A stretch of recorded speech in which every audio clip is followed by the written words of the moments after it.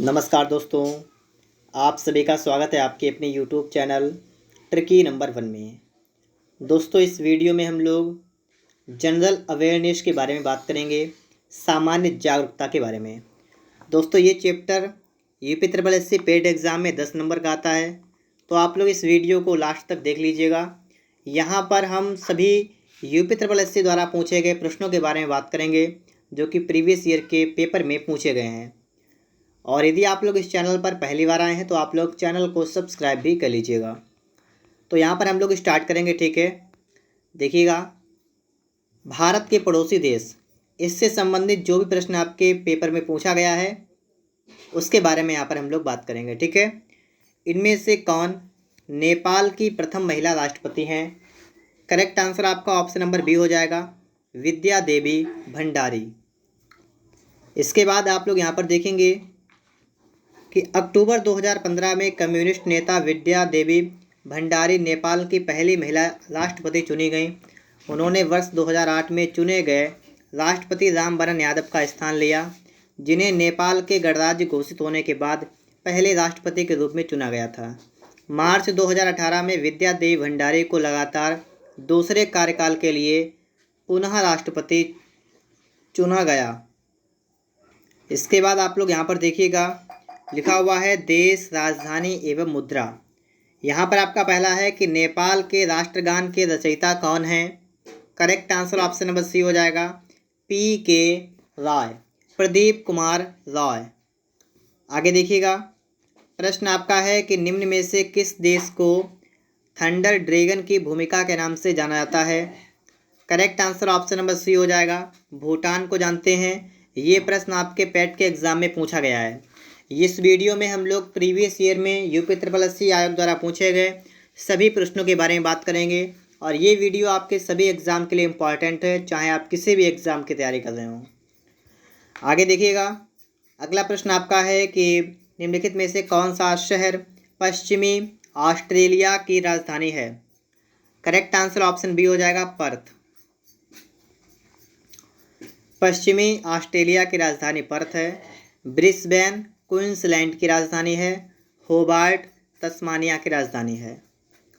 सूची को आपको सुमेलित करना है, तो चलिए यहाँ पर हम लोग सुमेलित करते हैं।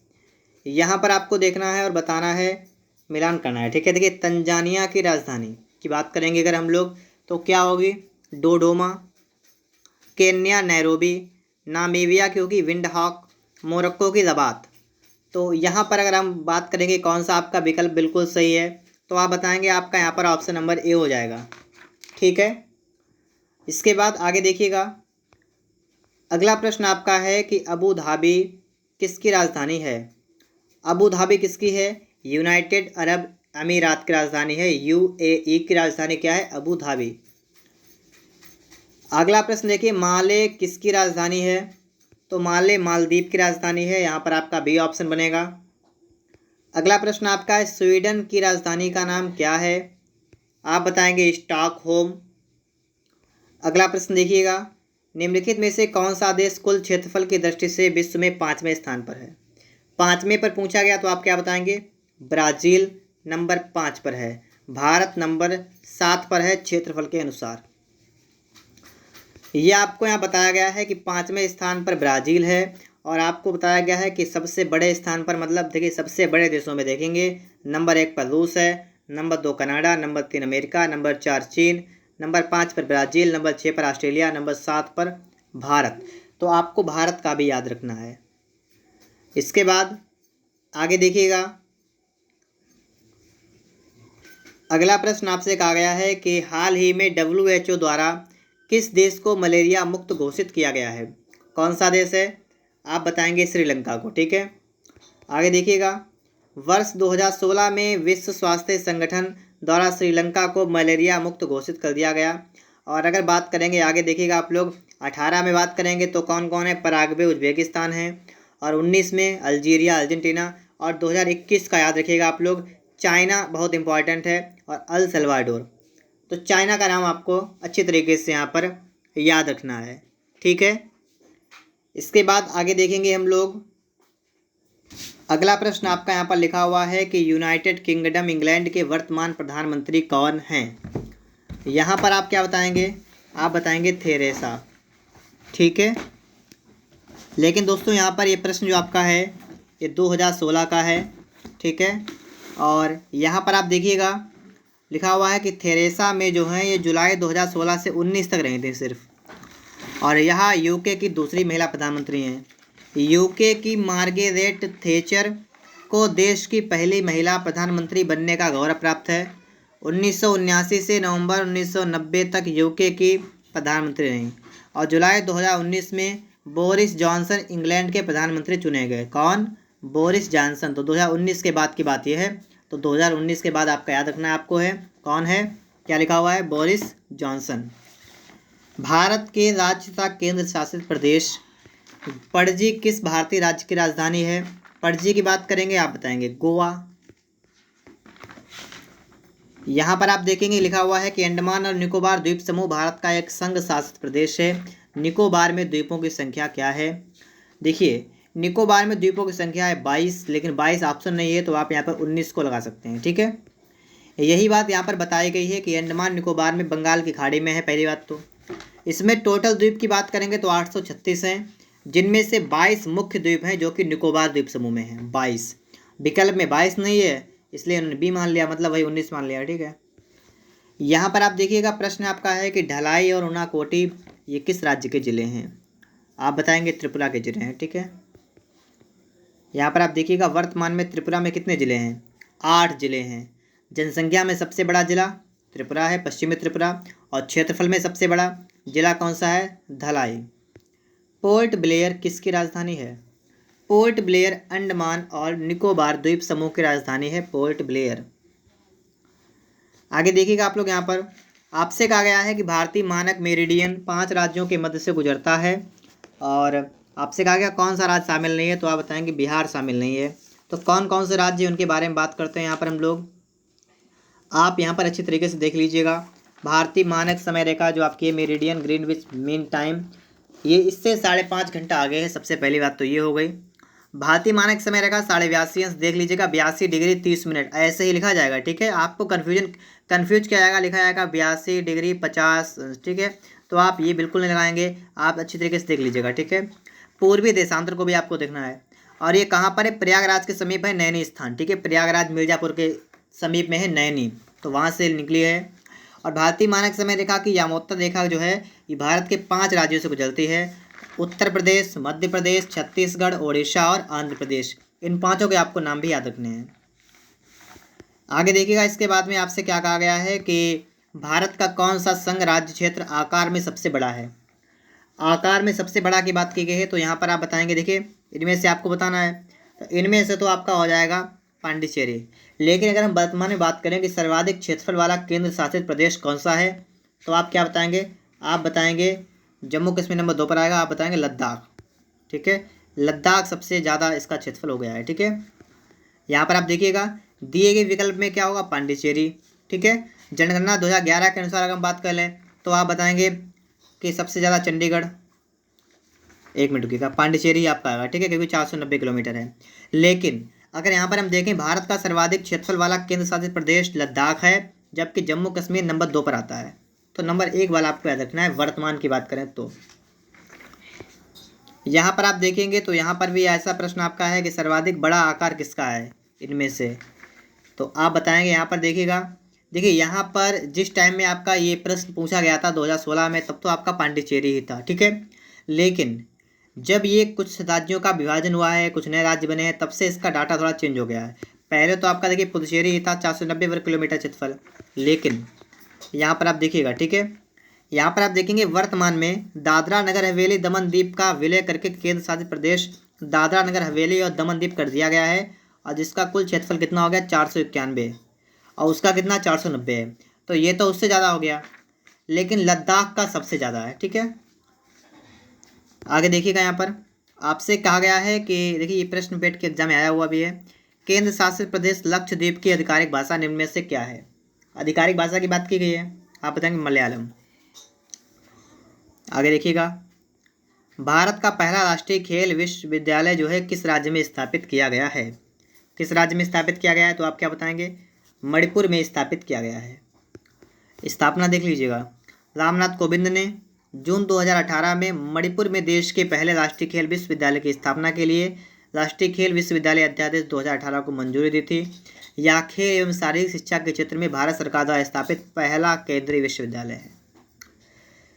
इसके बाद आगे देखिएगा, अगला प्रश्न आपका यहाँ पर लिखा हुआ है कि इनमें से कौन सा भारत का सबसे पहला और एकमात्र केंद्र शासित प्रदेश है जहाँ का सारा कामकाज पूर्णतः सौर ऊर्जा से संचालित होता है। सौर ऊर्जा से कहाँ पर होता है? द्वीप में होता है, द्वीप। ठीक है, तो यहाँ पर देखिएगा द्वीप हो जाएगा आपका यहाँ पर। और द्वीप का क्षेत्रफल कितना है? तो आप बताएंगे 40 वर्ग किलोमीटर। अगला प्रश्न आपसे कहा गया है कि मयूर गुड़ को हाल ही में भौगोलिक संकेत मतलब जीआई टैग, जियोग्राफिकल इंडिकेशन, ठीक है, तो ये प्रदान किया गया है। मयूर भारत के किस राज्य में है? तो मयूर की बात करी गई है तो आप बताएंगे यहाँ पर केरल में है। ठीक है, केरल।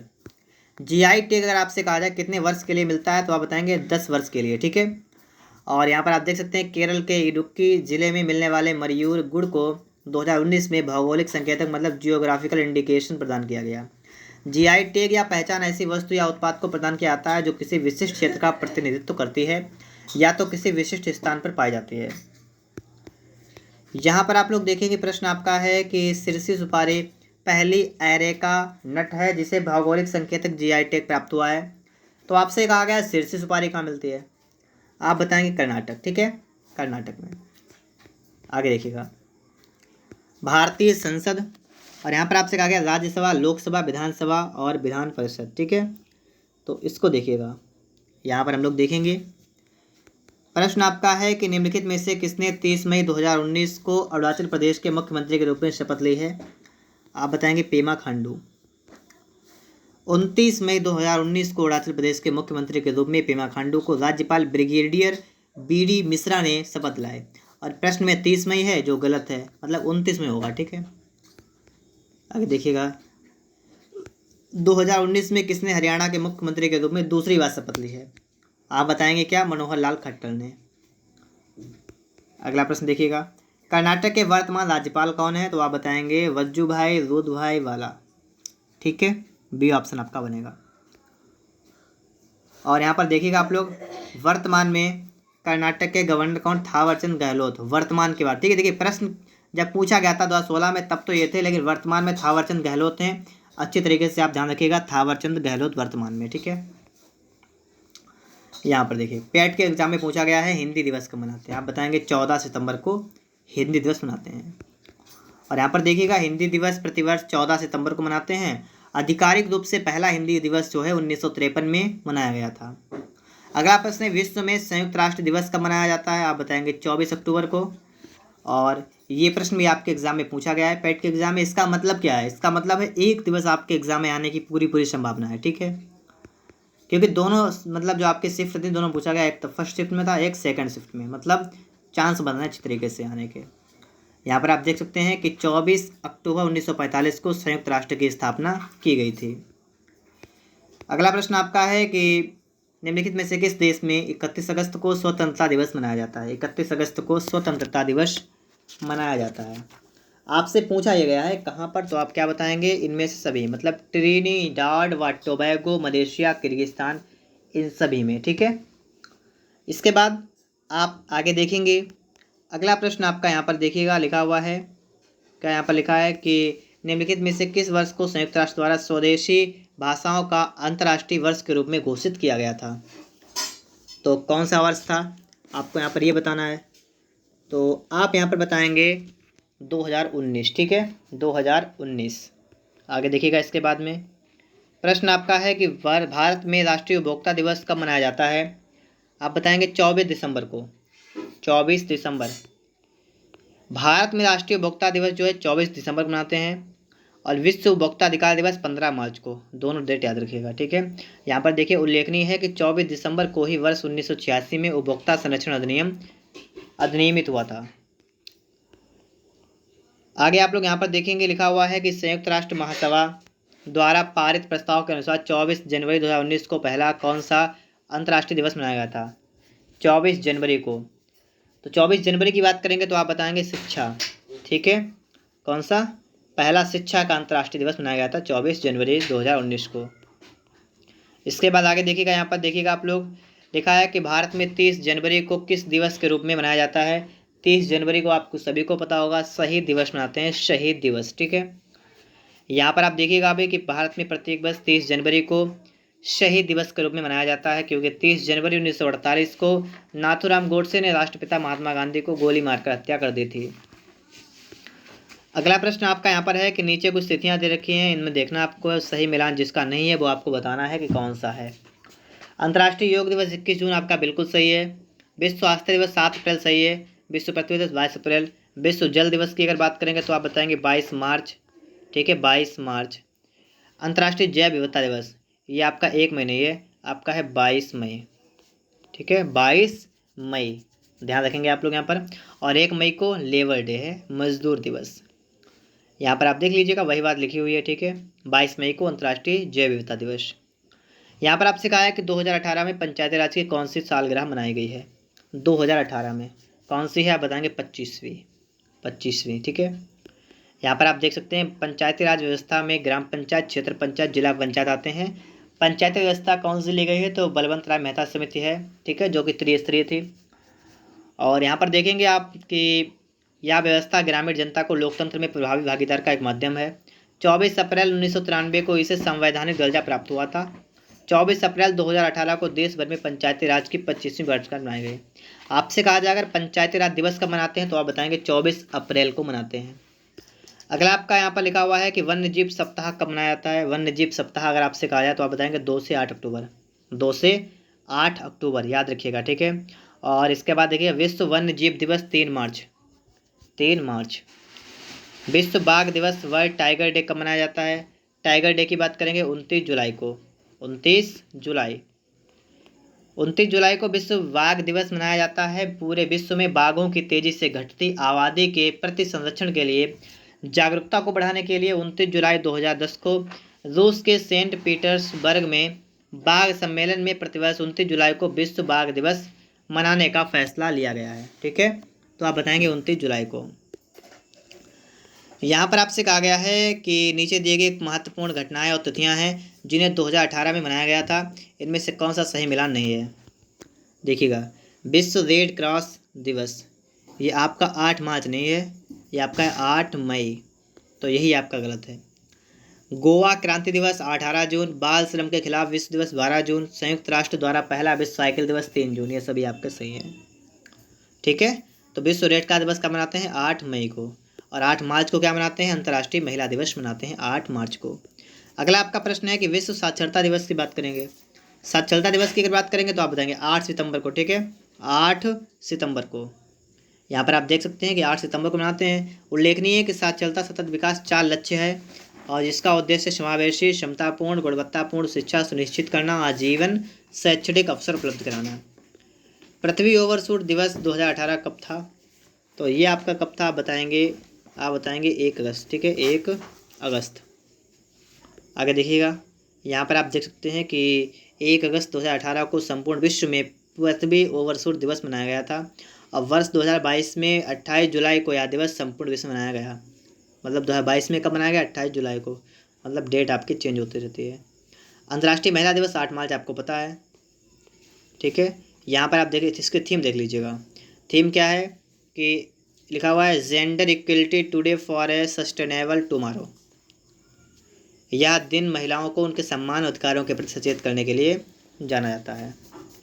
अगला प्रश्न आपका है विश्व जनसंख्या दिवस कब मनाते हैं, आप बताएंगे 11 जुलाई को विश्व जनसंख्या दिवस मनाते हैं, ठीक है, 11 जुलाई को विश्व जनसंख्या दिवस। आगे देखिएगा फिर से वही प्रश्न आपका है विश्व जनसंख्या दिवस, आप फिर से बताएंगे 11 जुलाई। अगला है यूएनओ ने 11 जुलाई को किस रूप में, मतलब विश्व जनसंख्या दिवस। तो कहने का मतलब क्या है, अगर ये प्रश्न आपके एग्जाम में 3 बार पूछा गया है तो इसका मतलब ये बनता है कि इम्पॉर्टेंट है, ठीक है, इम्पॉर्टेंट है। आप देख भी सकते हैं यहाँ पर, आप देखिएगा यहाँ पर आपसे कहा देखिए अमीन 2016 परीक्षा उसमें पूछा गया है। उसके बाद देखिए ग्राम पंचायत अधिकारी 2016। उसके बाद देखिएगा लगातार पूछे गए राजस्व निरीक्षक परीक्षा, तो आप समझ सकते हैं यहाँ पर, ठीक है। फिर से आपसे देख कहा गया है, यहाँ पर कहा गया है कि अंतर्राष्ट्रीय जनसंख्या दिवस, आप बताएंगे 11 जुलाई। अंतर्राष्ट्रीय या विश्व बात एक ही होती है, तो आप समझ सकते हैं 4 बार आपके सामने वही प्रश्न आ चुका है। इसका मतलब है कि इम्पॉर्टेंट प्रश्न है। प्रतिवर्ष विश्व जनसंख्या दिवस जो है आपका ये 11 जुलाई को मनाते हैं। 15 अगस्त को स्वतंत्रता दिवस, 31 अक्टूबर को राष्ट्रीय एकता दिवस, 22 मार्च को जल दिवस, 22 अप्रैल को पृथ्वी दिवस, 22 मई को अंतर्राष्ट्रीय जैव विविधता दिवस। राष्ट्रीय मतदाता दिवस, मतदाता दिवस कब मनाते हैं तो आप क्या बताएंगे? 25 जनवरी को। ठीक है, 25 जनवरी मतदाता दिवस। यहाँ पर आप देख सकते हैं क्या लिखा हुआ है कि राष्ट्रीय मतदाता दिवस जो है 25 जनवरी को मनाया जाता है। 2011 से राष्ट्रीय मतदाता दिवस मनाया जाना आरंभ किया गया। कब से? 2011 से। यह दिवस निर्वाचन आयोग की स्थापना के दिवस मनाया जाता है, जिसका मुख्य उद्देश्य मतदान में युवाओं की भागीदारी बढ़ाना है। वर्ष 2022 के लिए थीम क्या थी? Making elections in inclusive, accessible and participative. Bharat में राष्ट्रीय खेल दिवस कब मनाते हैं? भारत में राष्ट्रीय खेल दिवस कब मनाते हैं आप क्या बताएंगे? आप बताएंगे 29 अगस्त को। ठीक है, 29 अगस्त को खेल दिवस मनाते हैं। और आप यहाँ पर देख सकते हैं कि हॉकी के महान खिलाड़ी मेजर ध्यानचंद की जयंती के दिन। भारत में प्रवासी भारतीय दिवस 9 जनवरी को मनाते हैं। 9 जनवरी क्यों? क्योंकि 9 जनवरी 1915 को गांधी जी जो थे वो अफ्रीका से भारत आए थे। महात्मा गांधी की वतन वापसी की इस घटना में की याद में इसी दिन प्रतिवर्ष प्रवासी भारतीय दिवस मनाया जाता है। वर्ष 2022 में तत्कालीन प्रधानमंत्री अटल बिहारी वाजपेयी ने इस दिवस की शुरुआत की थी। तब से प्रवासी भारतीय दिवस समागम का आयोजन प्रतिवर्ष भारत के विभिन्न शहरों में किया जाता है। तो अगला प्रश्न आप लोग यहाँ पर देखेंगे, विश्व पर्यावरण दिवस कब मनाते हैं? आप बताएंगे 5 जून को मनाते हैं विश्व पर्यावरण दिवस। ठीक है, और ये भी प्रश्न आपके एग्जाम में कई बार आ चुका है। अगला आपका यहाँ पर है कि देखिए 2022 पे थीम क्या थी? Only one earth. फिर से वही लिखा है विश्व पर्यावरण दिवस, आपको पता है 5 जून को था। वैश्विक स्तर पर प्रथम अंतर्राष्ट्रीय योग दिवस, देखिए प्रथम अंतर्राष्ट्रीय योग दिवस, अंतर्राष्ट्रीय योग दिवस 21 जून को, और प्रथम 2015 से इसकी स्टार्टिंग हुई थी। ठीक है, 2015 से। और इसकी थीम क्या है तो आप इसकी थीम याद रखिएगा। 2022 में इसकी थीम क्या है? योगा फॉर ह्यूमैनिटी, मानवता के लिए योग, इसकी थीम है। अगला प्रश्न यहाँ पर देखिए, गणतंत्र दिवस 2016 के समारोह में मुख्य अतिथि कौन थे? ठीक है, हटाएगा इसको। अगला है श्रमिक दिवस मतलब लेबर डे, आप बताएंगे 1 मई को मनाते हैं लेबर डे। अगला आपका यहाँ पर लिखा हुआ है कि निम्नलिखित में से अंतर्राष्ट्रीय मतलब विकलांग दिवस, तो विकलांग दिवस तो आप समझ जाएगा, दिसंबर में जाएंगे आप 3 दिसंबर को। ठीक है, 3 दिसंबर को अंतर्राष्ट्रीय विकलांग दिवस। और यहाँ पर आप देखिएगा 2021 की थीम आपको यहाँ पर दे रखी है, क्योंकि 22 में तो अभी आया नहीं दिसंबर। तो यहाँ पर देख लीजिएगा, leadership and participation of persons with disabilities towards an inclusive, accessible and sustainable post covid world. विश्व वानिकी दिवस कब मनाते हैं? आप बताएंगे यहाँ पर विश्व वानिकी दिवस। ठीक है, आप बताएंगे 21 मार्च को विश्व वानिकी दिवस मनाते हैं। और विश्व वानिकी दिवस के लिए यहाँ पर आप देख सकते हैं कि 2022 में थीम क्या है? Forest and sustainable protection and consumption. ठीक है, कॉन्सम्पटन। आगे देखिए आप लोग यहाँ पर विश्व स्वास्थ्य संगठन, उनके मुख्यालय यहाँ पर देखिएगा आप लोग, सार्क का सदस्य कौन सा देश नहीं है? इस टाइप के प्रश्न भी आपके एग्जाम में पूछे जाते हैं। तो आप यहाँ पर क्या बताएंगे? यहाँ पर आप बताएंगे कि म्यांमार आपका जो है यहाँ पर नहीं है। ठीक है, सार्क का सदस्य म्यांमार नहीं है। सार्क के सदस्य कितने हैं तो आप देखते हैं 1 2 3 4 5 6 7 8, टोटल कितने हैं? 8 देश हैं। कौन कौन से हैं? भारत, भूटान, अफगानिस्तान, मालदीव, बांग्लादेश, नेपाल, पाकिस्तान, श्रीलंका। मतलब भारत और भारत के पड़ोसी, लेकिन पड़ोसी में 1 2 नहीं है, तो उनको आपको ध्यान रखना है, क्योंकि प्रश्न ऐसे ही बनता है। ठीक है, पेट के एग्जाम में आया हुआ प्रश्न है, आप समझ सकते हैं। अंतर्राष्ट्रीय न्यायालय का मुख्यालय कहाँ पर है तो आप क्या बताएंगे? द हेग में है। आपका जो आपका सी ऑप्शन है बिल्कुल राइट आंसर हो जाएगा। यहाँ पर आप देख भी सकते हैं कि 1945 में संयुक्त राष्ट्र संघ द्वारा इसकी स्थापना की गई थी। अंतर्राष्ट्रीय परमाणु ऊर्जा एजेंसी का मुख्यालय कहाँ पर है? देखिए क्या कहा गया आपसे, परमाणु ऊर्जा एजेंसी का मुख्यालय कहाँ पर है? कहाँ पर है? वियना में है। आपका सी ऑप्शन करेक्ट आंसर हो जाएगा, वियना में है। और इसका गठन 1957 में संयुक्त राष्ट्र संघ के द्वारा किया गया था। कुछ वर्ष पहले किस एशियाई देश ने अपना राष्ट्रगान बदल दिया है? कौन सा ऐसा एशियाई देश है जिसका राष्ट्रगान चेंज हो गया तो आप बताएंगे नेपाल। नेपाल। वर्ष 2007 में एशियाई देश नेपाल ने अपना राष्ट्रगान बदल दिया, जबकि 2006 में अफगानिस्तान ने राष्ट्रगान अपनाया था। अगला प्रश्न देखिएगा, प्रश्न आपका है, खाद्य बाजार की पारदर्शिता बढ़ाने के लिए G20 राष्ट्रों द्वारा अंतर एजेंसी व्यवस्था को क्या कहा जाता है? कृषि बाजार सूचना प्रणाली, ठीक है। और यहाँ पर देखिएगा ब्रिक्स देश का एक हिस्सा कौन सा राष्ट्र है। ब्रिक्स का हिस्सा आपसे कहा गया तो आप क्या बताएंगे, ब्राज़ील, ठीक है, ब्राज़ील। आगे देखिएगा यहाँ पर विश्व की सर्वाधिक बड़ी उदीयमान बाजार और अर्थव्यवस्थाओं ब्राज़ील, रूस, भारत और चीन के समूह को ब्रिक कहते हैं। 2010 में क्या हुआ कि इसमें दक्षिण अफ्रीका शामिल हो गया, तो इसको ब्रिक्स से क्या कहा गया, ब्रिक्स कहा गया। 2014 में ब्राज़ील के फोर्टालेजा में ब्रिक्स देशों के छठे शिखर सम्मेलन में न्यू डेवलपमेंट बैंक की स्थापना से संबंधित समझौते पर हस्ताक्षर किए गए थे। मेन चीज़ यही है कि बी का मतलब क्या है, तो आप बताएंगे ब्रिक्स मतलब ब्राज़ील, और फिर क्या है, रूस, BR, फिर आई का मतलब इंडिया, भारत, सी का मतलब चीन, और नंबर 5 पे आपको क्या है, दक्षिण अफ्रीका। तो पांचों के नाम आप लोग याद रखिएगा। तो फिर से आपसे कहा गया है कि कौन सा ब्रिक्स में शामिल नहीं है, तो आपको पता है ब्राज़ील, रूस, इंडिया, और सी से आपका क्या था अभी, चाइना, और एस से दक्षिण अफ्रीका। बांग्लादेश तो आपका कहीं पर नहीं है। यहाँ पर आप देखिएगा क्या आपसे कहा गया, देखिए 2015 का प्रश्न है, ठीक है। प्रश्न नंबर 8 जो आपका है ये आपका 2015 का है, तो इसको तो आप पहले यहाँ पर हटाइएगा, इसकी व्याख्या को देखते हैं डायरेक्ट। इन्होंने कहा है कि वर्तमान में विश्व बैंक के अध्यक्ष संयुक्त राज्य अमेरिका के डेविड R माल्पस हैं, तो इसको आप लोग याद रखिएगा, ठीक है, कि विश्व बैंक के अध्यक्ष वर्तमान में कौन है, तो आप क्या बताएंगे, डेविड R माल्पास, ठीक है। इसके बाद आप लोग आगे देखेंगे, यहाँ पर प्रश्न आपका है कि एक अंतर्राष्ट्रीय संगठन जिसका उद्देश्य पर्यावरण की समस्या से संबद्ध होकर विश्व को बचाना है, उसका नाम क्या है, आप बताएंगे, ग्रीन पीस इंटरनेशनल एक प्रमुख गैर सरकारी संगठन है जिसकी स्थापना 1971 में हुई थी। इसका मुख्यालय एम्स्टर्डम नीदरलैंड में है। भारतीय पर्यटन स्थल की बात करेंगे यहाँ पर, ठीक है, इनसे प्रश्न भी आपके एग्जाम में आ सकते हैं। हेमिस गोम्पा नामक मठ कहाँ पर स्थित है, आप बताएंगे लद्दाख में है। करेक्ट आंसर ऑप्शन नंबर आपका यहाँ पर बी हो जाएगा, लद्दाख। यहाँ पर आप देखेंगे हेमिस गोम्पा एक तिब्बती बौद्ध मठ है जो लद्दाख के लेह में स्थित है। हेमिस त्यौहार प्रभु पद्म संभव गुरु रिनपोछे को समर्पित है, जो हेमिस गोम्पा एक विशेष त्यौहार है। भारत देश का विश्व धरोहर स्थलों में संख्या के आधार पर कौन सा स्थान है, संख्या के आधार पर बात करेंगे तो आप क्या बताएंगे, यहाँ पर आप बताएंगे 7वां नंबर है, ठीक है।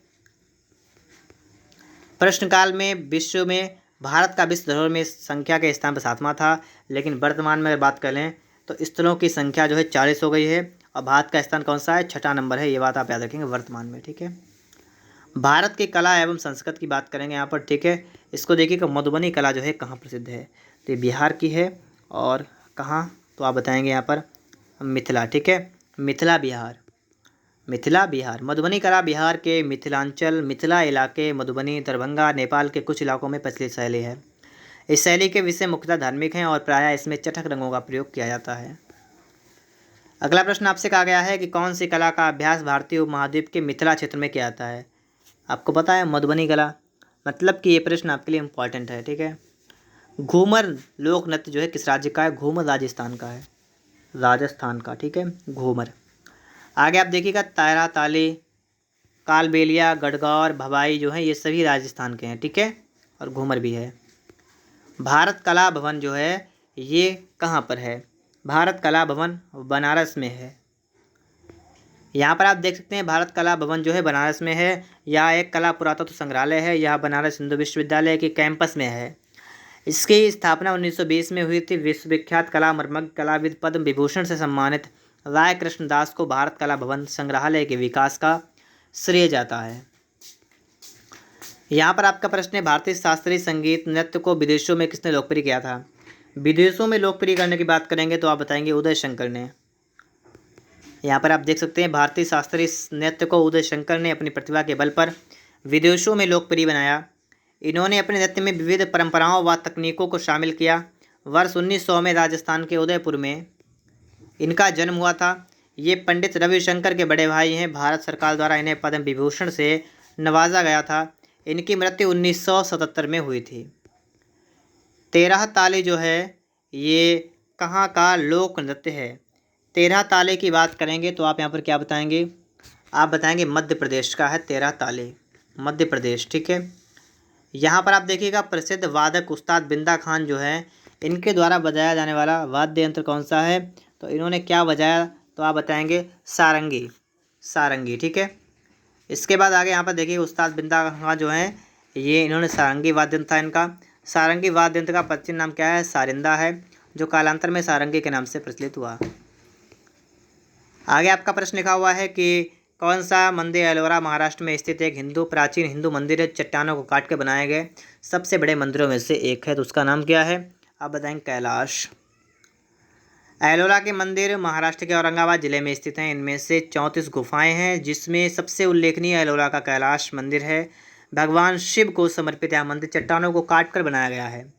द्रविड़ शैली में बने इस मंदिर का निर्माण राष्ट्रकूट शासक कृष्ण प्रथम ने करवाया था।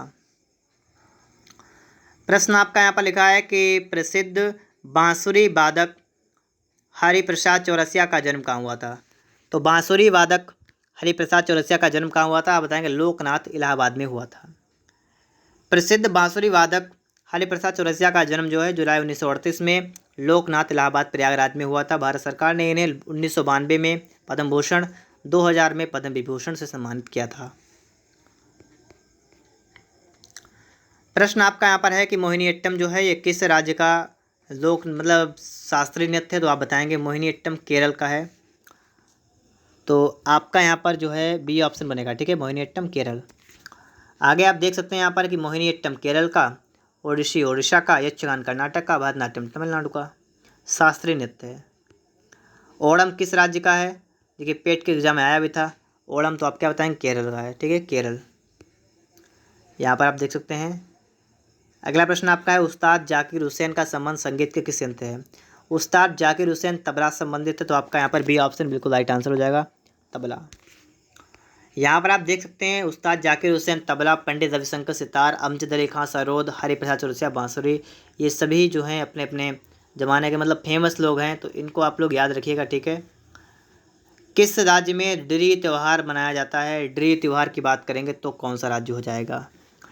तो यहाँ पर आपका करेक्ट आंसर बनेगा option number B, Arunachal Pradesh में, ठीक है, अरुणाचल प्रदेश में। आप यहाँ पर देख सकते हैं ड्री त्यौहार जो है ये आपातानी जनजातियों के द्वारा मनाया जाता है। यहाँ पर आपका अगला प्रश्न लिखा हुआ है कि भारत में नृत्य, नाटक, संगीत के विकास को बढ़ावा देने के लिए कौन अकादमी जिम्मेदार है? उस अकादमी का नाम क्या है? आप बताएंगे संगीत अकादमी, संगीत अकादमी। अब यहाँ पर आप लोग देखिएगा, भारत में नृत्य, नाटक और संगीत के विकास को बढ़ावा देने के लिए संगीत नाटक अकादमी उत्तरदायी है। इसका गठन भारत के तत्कालीन शिक्षा मंत्रालय द्वारा 31 मई 1952 को किया गया था। भारत के पहले राष्ट्रपति डॉक्टर राजेंद्र प्रसाद ने 28 जनवरी 1953 को संसद भवन में आयोजित एक विशेष समारोह में इसका उद्घाटन किया था। प्रसिद्ध नबका लेबारा उत्सव इनमें से किस राज्य से संबंधित है? तो ये आपका संबंधित किससे? आप बताएंगे ओडिशा से। अगर आप सभी को वीडियो पसंद आ रहा है तो आप लोग वीडियो को लाइक करिएगा। चैनल पर अगर आप लोग पहली बार आए हैं तो आप लोग चैनल को सब्सक्राइब करने के साथ साथ में बेल आइकन को भी प्रेस कर लीजिएगा।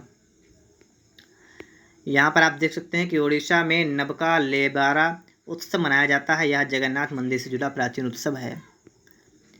अगला यहाँ पर है, ठीक है, क्या लिखा है कि निम्नलिखित हिंदुस्तानी शास्त्रीय गायकों में से किसका संबंध उत्तर प्रदेश से था? तो किसका संबंध था? तो आप क्या बताएंगे? सिद्धेश्वरी देवी का। तो यहाँ पर आप देख सकते हैं, ठीक है, सिद्धेश्वरी देवी कब से कब तक? 1908 से 77 तक उत्तर प्रदेश की प्रसिद्ध शास्त्रीय गायन थी, ठीक है, गायिका थी, बनारस घराने की थी, इनका नाम याद रखिएगा। यहाँ पर आप देखिएगा क्या लिखा है, प्रसिद्ध संगीतकार कौन है? बिस्मिल्लाह खां। आप बताएंगे शहनाई से संबंधित हैं, तो आपका डी ऑप्शन बिल्कुल राइट आंसर होगा, शहनाई, शहनाई, ठीक है। यहाँ पर आप देख सकते हैं कि बिस्मिल्लाह खां जो हैं भारत के मशहूर शहनाई वादक थे। इनका जन्म बिहार के डुमराव में 1916 में हुआ था। उल्लेखनीय है उस्ताद बिस्मिल्लाह खां को वर्ष 1961 में पद्मश्री, 68 में पद्म भूषण, 1968 में, 80 में पद्म विभूषण और 2001 में भारत रत्न से सम्मानित किया गया था। इसके बाद आप लोग यहाँ पर देखेंगे अगला प्रश्न आपका यहाँ पर लिखा हुआ है 18 नंबर, क्या है कि निम्नलिखित में से कौन सा नृत्य उत्तर प्रदेश से संबंधित नहीं है? तो कौन सा नहीं है? आप बताएंगे कठपुतली नाच जो है ये नहीं है, आपका चरकुला है, मयूर नृत्य है, रासलीला है, ये सभी हैं, ठीक है। यहाँ पर आप समझ सकते हैं कि जितने यहाँ पर लिखे हैं चरकुला, पायदंडा, राय, नटवरी, कर्मा, रासलीला, नौटंकी, कजरी, मयूर, ये हैं, ये सही प्रकार के आपके लोक नृत्य यहाँ के हैं, ठीक है, उत्तर प्रदेश के हैं। जबकि कठपुतली जो आपका है ये राजस्थान का है। पंडित ये नाम लिखा हुआ है कि शिव कुमार शर्मा, ये संतूर के हैं, ठीक है। आपका बी होगा, संतूर। यहाँ पर आप देख सकते हैं कि इनका जन्म कब हुआ था, 1938 में जम्मू कश्मीर में हुआ था। ठीक है, इन्हें हर प्रकार का मतलब पुरस्कार मिल चुका है, पद्मश्री है, पद्म विभूषण है, संगीत नाटक अकादमी है, कई प्रतिष्ठित पुरस्कार मिल चुके हैं। यहाँ पर देखिएगा, भारत के पिकासो के तौर पर जाने जाते हैं। कौन? पिकासो, महबूल फिदा हुसैन, एक मिनट के, मकबूल है, ठीक है, मकबूल फिदा हुसैन। आगे देखिए, जल्लीकट्टू के साथ जुड़ा हुआ है, कौन सा है? तो जल्लीकट्टू के साथ आप बताएंगे पोंगल। क्या बताएंगे? पोंगल। ठीक है, तो यहाँ पर देखिए, जल्लीकट्टू तमिलनाडु का एक प्रसिद्ध त्यौहार है जो पोंगल त्यौहार का एक हिस्सा है। यहाँ पर आप लोग देखिएगा, अगला प्रश्न लिखा हुआ है कि सर्व और वाली शब्द किस खेल से जुड़े हुए हैं? तो आप क्या बताएंगे? टेनिस से जुड़े हुए हैं। ठीक है, यहाँ पर आपका ए ऑप्शन राइट आंसर होगा। यहाँ पर आप लोग देख सकते हैं, लिखा हुआ है कि सर्व और वाली, हाफ वाली टेनिस, लॉन टेनिस से जुड़ी प्रचलित शब्दावली है। सर्व एक खिलाड़ी का खेल शुरू करने के लिए बॉल रैकेट से मारकर दूसरे के पाले में भेजना है। हाफ वाली गेंद के टप्पा खाते ही लगाया जाने वाला शॉट। यहाँ पर आप लोग देखेंगे, अगला प्रश्न लिखा हुआ है कि board of control for cricket in India, BCCI ने भारत में लिखा है डैश क्रिकेट को बढ़ावा देने के लिए यूएन इन्वायरमेंट के साथ एक आशय पत्र LOI पर हस्ताक्षर किए हैं। तो डैश मतलब क्या आपका यहाँ पर ऑप्शन बनेगा? यहाँ पर आपका बनेगा हरा। ठीक है, बी ऑप्शन आपका यहाँ बन जाएगा। व्याख्या को देखिएगा, मई 2018 में board of control for cricket in India मतलब BCCI ने भारत में हरित क्रिकेट को बढ़ावा देने के लिए यूएन इन्वायरमेंट के साथ एक आशय पत्र पर हस्ताक्षर किए थे। यूएन इन्वायरमेंट की स्थापना जून 1972 में नैरोबी केन्या में की गई थी। ठीक है, इसके बाद देखिएगा, अगला प्रश्न आपका यहाँ पर लिखा हुआ है। अगला प्रश्न आप लोग यहाँ पर देखिएगा, विश्व में किस देश द्वारा क्रिकेट में सर्वप्रथम 901 दिवसीय अंतर्राष्ट्रीय मैच खेले गए? आप बताएंगे भारत। ठीक है, यहाँ पर आप देखिएगा, विश्व में क्रिकेट में सर्वप्रथम 901 दिवसीय अंतर्राष्ट्रीय मैच खेलने वाला देश जो है भारत है। फरवरी 2022 में भारत ने 1000वां एक दिवसीय मैच वेस्ट इंडीज़ के विरुद्ध खेला। इसके बाद आप अगला प्रश्न देखेंगे, यहाँ पर देखिएगा, टेस्ट क्रिकेट में 13 शतक बनाने वाला प्रथम भारतीय क्रिकेटर कौन था? तो यहाँ पर आप बताएंगे वीरेंद्र सहवाग। यहाँ पर आप देखिएगा, टेस्ट क्रिकेट में 13 शतक बनाने वाला प्रथम भारतीय क्रिकेटर वीरेंद्र सहवाग है। वीरेंद्र सहवाग ने 2 बार 13 शतक बनाया है। मार्च 2004 में मुल्तान क्रिकेट स्टेडियम पाकिस्तान में पाकिस्तान के विरुद्ध 309 रन, 2008 में चिदम्बरम स्टेडियम चेन्नई में दक्षिण अफ्रीका के विरुद्ध 319 बनाकर रिकॉर्ड कायम किया है। अब यहाँ पर आप देख सकते हैं कि भारत की तरफ से 13 शतक लगाने वाले दूसरे बल्लेबाज करुण नायर हैं, जिन्होंने दिसंबर 2016 में चिदम्बरम स्टेडियम चेन्नई में इंग्लैंड के विरुद्ध नाबाद 303 रन बनाए थे। ठीक है, तो एक कौन आपका प्रथम कौन है? प्रथम आपका है वीरेंद्र सहवाग और दूसरे कौन है? करुण नायर। यहाँ पर आप लोग देखिएगा, प्रश्न आपका है, भारतीय फुटबॉल के निम्नलिखित में से किस राष्ट्रीय प्रतियोगिता का आरंभ 1945 में हुआ था? तो आप यहाँ पर बताएंगे DCM कप। यहाँ पर आप देख सकते हैं कि DCM कप का प्रारंभ जो है ये 1945 में हुआ था। यह भारत में विदेशी फुटबॉल टीमों को आमंत्रित करने वाला प्रथम टूर्नामेंट था। दिल्ली क्लॉथ मिल्स मतलब DCM कप भारत में सबसे प्रतिष्ठित फुटबॉल टूर्नामेंट में से एक था। वर्ष 1945 के प्रथम आयोजन का विजेता दिल्ली हीरोज था। वर्ष 1997 के बाद भारतीय फुटबॉल क्लब में विभिन्न पुनर्गठन नीतियों के कारण इसका आयोजन नहीं किया जा सका। यहाँ पर आप लोग देखिएगा, नंबर 1 प्रश्न आपका है कि विश्व जूनियर एथलेटिक्स में स्वर्ण पदक जीतने वाली पहली भारतीय महिला कौन है? तो इनका नाम क्या है? हिमा दास। तो आप लोग नाम याद रखेंगे। ठीक है, हिमा दास। 12 जुलाई 2018 को टेम्पेयर फिनलैंड में आयोजित IAAF विश्व अंडर-20 एथलेटिक्स में हिमा दास स्वर्ण पदक जीतने वाली पहली भारतीय महिला हैं। उन्होंने 400 मीटर की दौड़ स्पर्धा में 51.46 सेकेंड का समय निकालकर स्वर्ण पदक जीता था।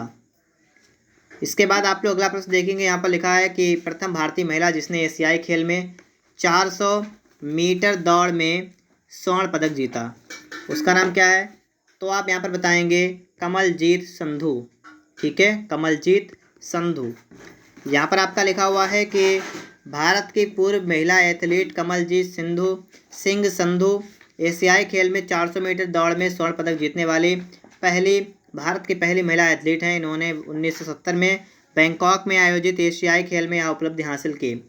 इनकी इस उपलब्धि पर इन्हें वर्ष 1971 में पद्मश्री पुरस्कार से सम्मानित किया गया था। यहाँ पर आप लोग प्रश्न देखिएगा। प्रश्न आपका है कि पद्मश्री से सम्मानित प्रशांति सिंह जो हैं, ये इनका संबंध जो है किस खेल से है, मतलब ये किस खेल के खिलाड़ी हैं। तो आपका यहाँ पर करेक्ट आंसर बनेगा ऑप्शन नंबर सी, बास्केटबॉल। ठीक है, बास्केटबॉल। यहाँ पर आप देख सकते हैं कि पद्मश्री से सम्मानित खिलाड़ी प्रशांति सिंह बास्केटबॉल से संबंधित हैं। वह पद्मश्री से सम्मानित पहली बास्केटबॉल खिलाड़ी हैं। वर्ष 2021 में अनीथा पाल दुरई को पद्मश्री से सम्मानित किया गया। और यहाँ पर लिखा हुआ है कि उस भारतीय गेंदबाज का नाम बताएं जो एक दिवसीय अंतर्राष्ट्रीय मैचों में 100 विकेट लेने वाला सबसे तेज भारतीय बन गया है। उसका नाम क्या है, आप बताएंगे मोहम्मद शमी। यहाँ पर आप देख सकते हैं भारत के तेज गेंदबाज मोहम्मद शमी ने नेपियर में न्यूजीलैंड के खिलाफ खेलते हुए भारत की ओर से सबसे तेज 100 विकेट लेने का रिकॉर्ड बनाया। शमी ने यह कारनामा अपने 56वें वनडे मैच में किया। 25 मार्च 2018 को राशिद खान ने वेस्ट इंडीज़ के विरुद्ध खेलते हुए सबसे तेज 100 विकेट लेने का रिकॉर्ड बनाया। राशिद ने यह कारनामा अपने 44वें मैच में किया। अगला प्रश्न आपका यहाँ पर लिखा हुआ है कि भारत की आयोनिका पॉल निम्नलिखित में से किस खेल का प्रतिनिधित्व करती हैं। तो कौन सा खेल है, आप बताएंगे यहाँ पर निशानेबाजी। ठीक है, निशानेबाजी। यहाँ पर आप देख सकते हैं कि भारत की आयोनिका पॉल का संबंध निशानेबाजी से है। ये 100 मीटर एयर राइफल स्पर्धा में भाग लेती हैं। वर्ष 2014 में ग्लासगो में आयोजित राष्ट्रमंडल खेल में इन्होंने निशानेबाजी 10 मीटर एयर राइफल स्पर्धा में रजत पदक जीता था। आगे आप लोग यहाँ पर देख सकते हैं कि शतरंज की ग्रैंड मास्टर होने वाली प्रथम भारतीय महिला कौन थी, आप बताएंगे एस विजयालक्ष्मी। आगे देखिएगा, एस विजयालक्ष्मी 2021 में शतरंज की ग्रैंड मास्टर बनने वाली पहली भारतीय महिला थीं। यहाँ पर आप देख सकते हैं लिखा है कि भारत की पहली महिला ओलंपिक खिताब विजेता का नाम बताइए। आप बताएंगे यहाँ पर कर्णम मल्लेश्वरी। कर्णम मल्लेश्वरी ने वर्ष 2000 मतलब सितंबर 2000 में सिडनी में 69 किलोग्राम भार वर्ग में ओलंपिक में कांस्य पदक जीता था। वह ओलंपिक में पदक जीतने वाले देश की पहली महिला एथलीट बनी थी। अगला आपका है के श्रीकांत ने भारत में किस खेल के लिए अर्जुन पुरस्कार जीता है, आप बताएंगे यहाँ पर बैडमिंटन के लिए। करेक्ट आंसर ऑप्शन नंबर ए हो जाएगा, बैडमिंटन। यहाँ पर देख सकते हैं आप लोग किदाम्बी श्रीकांत को वर्ष 2015 में बैडमिंटन खेल के लिए अर्जुन पुरस्कार प्रदान किया गया था। यहाँ पर आप लोग आगे देखेंगे लिखा हुआ है कि लेब्रॉन जेम्स कौन सा अंतर्राष्ट्रीय खेल खेलते हैं, उस खेल का नाम क्या है। तो आप यहाँ पर बता देंगे खेल का नाम क्या है, बास्केटबॉल। आगे देखिएगा आप लोग यहाँ पर the test of my life पुस्तक के लेखक कौन है, इंपॉर्टेंट प्रश्न आपके लिए है। तो आप बताएंगे यहाँ पर युवराज सिंह। ठीक है, test of my life from cricket to cancer and back पुस्तक के लेखक युवराज सिंह हैं और इसका सहायक लेखक शारदा उग्रा और निशांत जीत अरोरा हैं। हाल ही में अंतर्राष्ट्रीय क्रिकेट काउंसिल के अध्यक्ष के रूप में किसे नियुक्त किया गया है। अब यहाँ पर आप लोग थोड़ा देखिएगा। ठीक है, क्या लिखा हुआ है, हाल ही में। देखिए 2015-16 की बात है। ठीक है, तो 15 के समय जो थे ये आपको याद नहीं करने हैं, आपको वर्तमान में याद करने हैं। तो वर्तमान में आपको याद रखना है कि आईसीसी के चेयरमैन कौन है, ग्रेग बर्कले। ठीक है, ग्रेग बर्कले। आगे आप लोग यहाँ पर देखेंगे प्रश्न आपका लिखा हुआ है कि अरमान इब्राहिम किस खेल से संबंधित हैं। अरमान इब्राहिम की अगर आपसे बात की जाए किस खेल से संबंधित हैं, तो आपका करेक्ट आंसर बन जाएगा F1 रेस। ठीक है, और यहाँ पर आप देखिएगा ये तमिलनाडु राज्य से संबंधित हैं। यहाँ पर आप लोग देखेंगे अगला प्रश्न लिखा हुआ है कि किस क्रिकेट खिलाड़ी ने सर्वप्रथम एक दिवसीय अंतर्राष्ट्रीय क्रिकेट मैचों में दोहरा शतक बनाया, कौन सा खिलाड़ी है। तो आप बताएंगे सचिन तेंदुलकर। यहाँ पर आप देख सकते हैं कि एक दिवसीय अंतर्राष्ट्रीय क्रिकेट मैच में सर्वप्रथम दोहरा शतक भारत के महान बल्लेबाज सचिन तेंदुलकर ने 2010 में दक्षिण अफ्रीका के विरुद्ध बनाया था। एक दिवसीय मैच का सर्वाधिक व्यक्तिगत स्कोर भारतीय बल्लेबाज रोहित शर्मा 264 रन के नाम है। अगला प्रश्न आप लोग यहाँ पर देखिएगा प्रश्न आपका यहाँ पर लिखा हुआ है कि लाल बहादुर शास्त्री स्टेडियम कहाँ पर स्थित है। तो ये कहाँ पर है, हैदराबाद में है। तो आप लोग अच्छी तरीके से याद रखेंगे, हैदराबाद। अगला प्रश्न आपका है, कौन सा शहर वर्ष 2022 के शीतकालीन ओलंपिक और पैरालंपिक की मेज़बानी करेगा। तो कौन सा देश है, तो आप बताएंगे यहाँ पर बीजिंग। ठीक है, इसके बाद आगे देखिएगा, यहाँ पर लिखा हुआ है कि 14 फरवरी से 20 फरवरी 2022 के मध्य शीतकालीन ओलंपिक व 4 मार्च से 13 मार्च 2022 के मध्य पैरा ओलंपिक गेम्स का आयोजन जो है बीजिंग चीन में किया गया।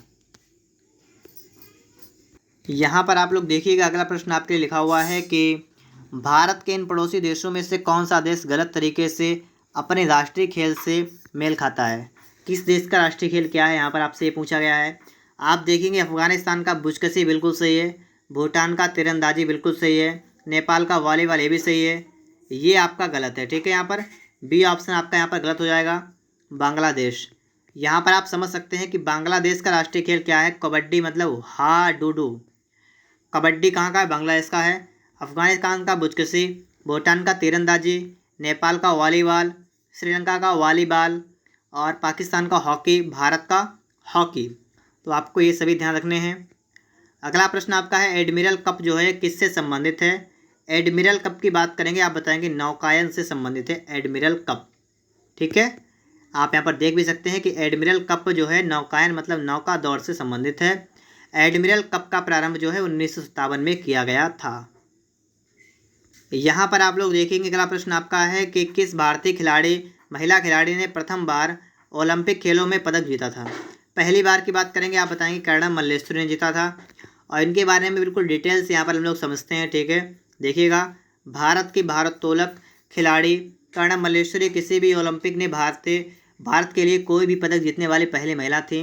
इन्होंने सिडनी ओलंपिक 2000 में भारोत्तोलन की महिला वर्ग की 69 किलोग्राम स्पर्धा में कांस्य पदक प्राप्त किया था। वर्ष 2012 में लंदन ओलंपिक में साइना नेहवाल ने बैडमिंटन एकल वर्ग में और एमसी मैरी कॉम ने मुक्केबाजी में कांस्य पदक जीता था। वर्ष 2016 में रियो ओलंपिक में साक्षी मलिक ने कुश्ती स्पर्धा में कांस्य पदक जीता। ओलंपिक में कुश्ती स्पर्धा में पदक जीतने वाली वह पहली भारतीय महिला पहलवान है। टोक्यो ओलंपिक 2020 में मीराबाई चानू ने 49 किलो भार वर्ग में मुक्केबाजी में रजत पदक, लवलीना बोरगोहेन ने वेल्टर वेट स्पर्धा में कांस्य पदक, पीवी सिंधु महिला एकल बैडमिंटन स्पर्धा में कांस्य पदक जीता है। अब यहाँ पर आपके लिए आ चुका है भारतीय अनुसंधान संगठन टॉपिक। ठीक है, तो इससे संबंधित जो भी प्रश्न आपके एग्जाम में पूछे गए हैं तो उन सभी प्रश्नों को यहाँ पर हम लोग देखते हैं। भारतीय कपास अनुसंधान संस्थान कहाँ पर स्थित है। कपास का अनुसंधान संस्थान कहाँ पर है, तो आप क्या बताएंगे, आप बताएंगे नागपुर में है। ठीक है, नागपुर में है। यहाँ पर आप देख सकते हैं केंद्रीय कपास अनुसंधान संस्थान नागपुर में है, महाराष्ट्र में है। स्थापना 1976 में हुई थी। 2 अन्य क्षेत्र हैं, कौन से, सिरसा हरियाणा और कोयम्बटूर तमिलनाडु। यहाँ पर आप देखिएगा, अगर आपसे कहा जाए केंद्रीय कांच और सिरेमिक अनुसंधान तो कोलकाता यहाँ पर लिखा हुआ है, कभी कभी आपको मिलेगा खुर्जा, तो आप ध्यान रखेंगे। ठीक है, केंद्रीय खनन ईंधन के लिए पूछा जाएगा तो आप बताएंगे धनबाद में है। चर्म अनुसंधान चेन्नई और उपोष्ण बागवानी लखनऊ। इसके बाद आप आगे देखेंगे, यहाँ पर लिखा है गुरु अंगद देव पशु चिकित्सा और पशु विज्ञान विश्वविद्यालय जो है पंजाब के किस शहर में है, लुधियाना में है। यहाँ पर आप समझ सकते हैं गुरु अंगद देव पशु चिकित्सालय और पशु विज्ञान विश्वविद्यालय पंजाब के लुधियाना शहर में है और इस विश्वविद्यालय की स्थापना 2005 में हुई थी। भारत का हिमाद्री स्टेशन जो है ये क्या है, आप बताएंगे आर्कटिक में है। हिमाद्री स्टेशन कहाँ है, आर्कटिक में है। यहाँ पर आप समझ सकते हैं भारत का हिमाद्री स्टेशन जो है वो आर्कटिक में स्थित है। वर्ष 2008 में भारत सरकार के विज्ञान और प्रौद्योगिकी मंत्रालय द्वारा हिमाद्री अनुसंधान स्टेशन की स्थापना की गई थी। केंद्रीय उपोष्ण उद्यान संस्थान जो है ये कहाँ पर स्थित है, उपोष्ण उद्यान संस्थान लखनऊ में स्थित है, लखनऊ में। ठीक है, यहाँ पर आप समझ सकते हैं केंद्रीय उपोष्ण बागवानी संस्थान लखनऊ उत्तर प्रदेश में है। इसकी स्थापना जो है 4 सितंबर 1972 को केंद्रीय आम अनुसंधान स्टेशन के रूप में की गई थी। 14 जून 1995 को इसका नाम बदल दिया गया और क्या कर दिया गया, केंद्रीय उपोष्ण बागवानी संस्थान। अगला आपका प्रश्न यहाँ पर है कि भारत के राष्ट्रीय सर्वेक्षण और मानचित्र संगठन को विज्ञान और प्रौद्योगिकी विभाग के तहत कब स्थापित किया गया, तो आप बताएंगे यहाँ पर 1767 में। यहाँ पर देखिएगा, भारत के राष्ट्रीय सर्वेक्षण और मानचित्रण संगठन की स्थापना विज्ञान और प्रौद्योगिकी विभाग के अंतर्गत 1767 में की गई थी। यह संस्थान भूस्थानिक डेटा की उपलब्धता एवं संग्रह के लिए उत्तरदायी है। भारतीय दलहन अनुसंधान संस्थान कहाँ पर है, आप बताएंगे कानपुर में। दाल का और चीनी का दोनों कहाँ पर है, कानपुर में। ठीक है, तो सी ऑप्शन आपका यहाँ बन जाएगा, कानपुर में। यहाँ पर आप समझ भी सकते हैं कि दलहन के लिए कहाँ पर है, कानपुर में है। और इसकी स्थापना कब की गई थी, 1966 में की गई थी इसकी स्थापना। ठीक है, और आगे देखिएगा इसके बाद में प्रसिद्ध पुस्तकें हैं उनके लेखक, तो इसे देखिएगा आप लोग। ठीक है, पुस्तकें उनके लेखक के बारे में यहाँ पर हम लोग बात करेंगे। देखिएगा क्या लिखा हुआ आपका है कि गुरुमुखी लिप पेपर, और क्या है कि गुरुमुखी पेपर स्वदेश सेवक के नाम से प्रचलित था, जिसमें सामाजिक सुधार का समर्थन किया जाता है। साथ ही भारतीय सैनिकों से अंग्रेजों के विरुद्ध विद्रोह करने की मांग की गई थी। को स्वतंत्रता संग्राम के दौरान वैंकूवर से ओडेस प्रकाशित किया जाता था। तो आप बताएंगे G.D. कुमार के द्वारा। ठीक है, यहाँ पर आप समझ सकते हैं कि G.D. कुमार ने वैंकूवर कनाडा से गुरुमुखी में स्वदेश सेवक नामक अखबार निकालना शुरू किया था। वहीं पर उन्होंने स्वदेश सेवक ग्रह की स्थापना की थी। वैंकूवर से ही तारकनाथ दास ने फ्री हिंदुस्तान अखबार शुरू किया था। अगला प्रश्न आपका है, गोस्वामी तुलसीदास द्वारा लिखे गए रामचरितमानस का सबसे बड़ा लंबा कांड कौन सा है, आप बताएंगे बालकांड। कौन सा है, बालकांड। यहाँ पर आप समझ सकते हैं कि गोस्वामी तुलसीदास ने क्या लिखा है, रामचरितमानस लिखा। हिंदी साहित्य की अमूल्य निधि है, अवधी भाषा में लिखा गया है। कुल 7 कांड हैं। प्रत्येक कांड का आकार घटते क्रम में, सबसे बड़ा कांड बालकांड, सबसे छोटा कांड कौन सा है, किष्किंधा कांड। ठीक है, दोनों का नाम याद रखिएगा। यहाँ पर आप देखेंगे कि रामचरितमानस में कौन सा कांड जो है सबसे छोटा है, आपने अभी पढ़ा है किष्किंधा कांड, तो आपका बी ऑप्शन करेक्ट आंसर हो जाएगा। यहाँ पर आप समझ सकते हैं कि वह कौन सा कवि और संत है जिन्होंने रामायण का एक दूसरा संस्करण रामचरितमानस लिखा। तो कौन है, उनका नाम क्या है, बताएंगे गोस्वामी तुलसीदास। ठीक है, तुलसीदास। अगला है कि लॉर्ड ऑफ द फ्लाइज पुस्तक के लेखक कौन हैं। इस पुस्तक के लेखक आपसे कहा गया, तो आप क्या बताएंगे, विलियम गोल्डिंग। William Golding. आप यहाँ समझ सकते हैं कि गोल्डिंग को 1983 में साहित्य का नोबेल पुरस्कार दिया गया था। गीत गोविंद के लेखक आप सभी को पता होगा, जयदेव, तो आपका बी ऑप्शन बनेगा, जयदेव। और यहाँ पर आप समझ सकते हैं कि जयदेव सेन राजवंश के दरबारी कवि वैष्णव भक्त थे। मधुशाला किसकी कृति है, आप बताएंगे हरिवंश राय बच्चन की है मधुशाला। और भी यहाँ पर लिखी हुई हैं कि नीड़ का निर्माण, फिर क्या भूलूं, क्या याद करूं, निशा, निमंत्रण, बसेरे से दूर, ये सभी इनकी रचनाएं हैं। ए नेशन इन मेकिंग के लेखक कौन हैं, तो आप बताएंगे यहाँ पर सुरेंद्र नाथ बनर्जी। ठीक है, ए नेशन इन मेकिंग नामक पुस्तक के लेखक सुरेंद्र नाथ बनर्जी हैं। तो देखिएगा आप लोग प्रश्न नंबर 9, निम्नलिखित में से किस क्रांतिकारी द्वारा the philosophy of the bomb नामक प्रसिद्ध लेख लिखा गया है। यहाँ पर आप बताएंगे Bhagwati Charan Vohra. Correct answer option number B आपका यहाँ पर हो जाएगा। यहाँ पर आप देखिएगा the philosophy of the bomb नामक प्रसिद्ध लेख भगवती चरण वोहरा द्वारा लिखा गया था। इसके बाद देखेंगे आप लोग अगला प्रश्न, निम्नलिखित में से कौन से राष्ट्रीय नेता poverty and un British rule in India के लेखक हैं। दादा भाई नौरोजी। ऑप्शन नंबर सी आपका यहाँ पर बिल्कुल राइट आंसर बन जाएगा। यहाँ पर आप देखिएगा poverty and un British rule in India के लेखक दादा भाई नौरोजी थे। इस लेख के माध्यम से उन्होंने धन के बहिर्गमन सिद्धांत का प्रतिपादन किया। इंग्लैंड डेप्ट to India, on the commerce of India आदि इनके लेख एवं पुस्तक हैं। दादा भाई नौरोजी ने 1865 ईस्वी में W.C. बनर्जी के साथ मिलकर लंदन इंडियन सोसाइटी का गठन किया। यहाँ पर आप देखेंगे अगला प्रश्न लिखा है कि निम्नलिखित में से कौन सी किताब सरोजिनी नायडू द्वारा लिखित नहीं है। यहाँ पर आपका correct answer option number C हो जाएगा, द गोल्डन बर्ड। ये नहीं लिखी गई है। और जितनी हैं the broken wing, the golden threshold, the bird of time, ये सभी सरोजिनी नायडू की किताबें हैं। ठीक है, यहाँ पर आप देखिएगा द गोल्डन बर्ड जो है ये जैकब ग्रिम तथा विल्हेम ग्रिम द्वारा लिखी गई है। सरोजिनी नायडू ने राष्ट्रीय आंदोलन में सक्रिय भूमिका निभाई। वह भारतीय राष्ट्रीय कांग्रेस से जुड़ी रहीं। वर्ष 1925 में कानपुर में आयोजित कांग्रेस अधिवेशन की अध्यक्षता की। सरोजिनी नायडू कांग्रेस अधिवेशन की अध्यक्षता करने वाले प्रथम भारतीय महिला थीं। इसके बाद आगे देखिएगा, एन एरिया ऑफ डार्कनेस लिखी है, किसने लिखी है? आप बताएंगे वी.एस. नायपॉल ने। यहाँ पर देखिएगा, एन एरिया ऑफ डार्कनेस जो है ये वी.एस. नायपॉल द्वारा लिखी गई है। यह उनके द्वारा भारत की प्रथम यात्रा पर केंद्रित है। यह एक यात्रा वृत्तांत है। अगला आपका यहाँ पर है कि आधुनिक हिंदी का साहित्य का पिता जो है ये किसे कहा जाता है? तो आप बताएंगे भारतेंदु हरिश्चंद्र को कहते हैं। आधुनिक हिंदी साहित्य का पिता भारतेंदु हरिश्चंद्र को माना जाता है। उनकी प्रमुख रचनाएं भारत दुर्दशा, कवि वचन सुधा, श्री चंद्रावली व सत्य हरिश्चंद्र है। हिंदी नाटक अंधेर नगरी के रचयिता कौन है?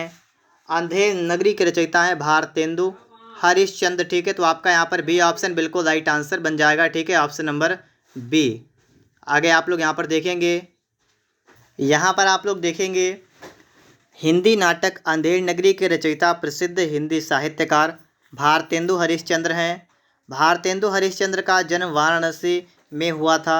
इन्होंने कवि वचन सुधा नाम से एक पत्रिका संपादित की थी। आगे आप लोग यहाँ पर देखेंगे क्या है कि निम्नलिखित में से किसने हिंद स्वराज पुस्तक लिखी? महात्मा गांधी ने लिखी। तो आपका बी ऑप्शन बिल्कुल राइट आंसर होगा, महात्मा गांधी ने लिखी थी हिंद स्वराज। यह पुस्तक जो है महात्मा गांधी ने 1909 ईस्वी में इंग्लैंड से दक्षिण अफ्रीका लौटते समय जहाज पर लिखी थी। यह पुस्तक मूलतः गुजराती भाषा में लिखी गई है। प्रश्न आपका है कि the story of my experiment with truth के लेखक कौन है?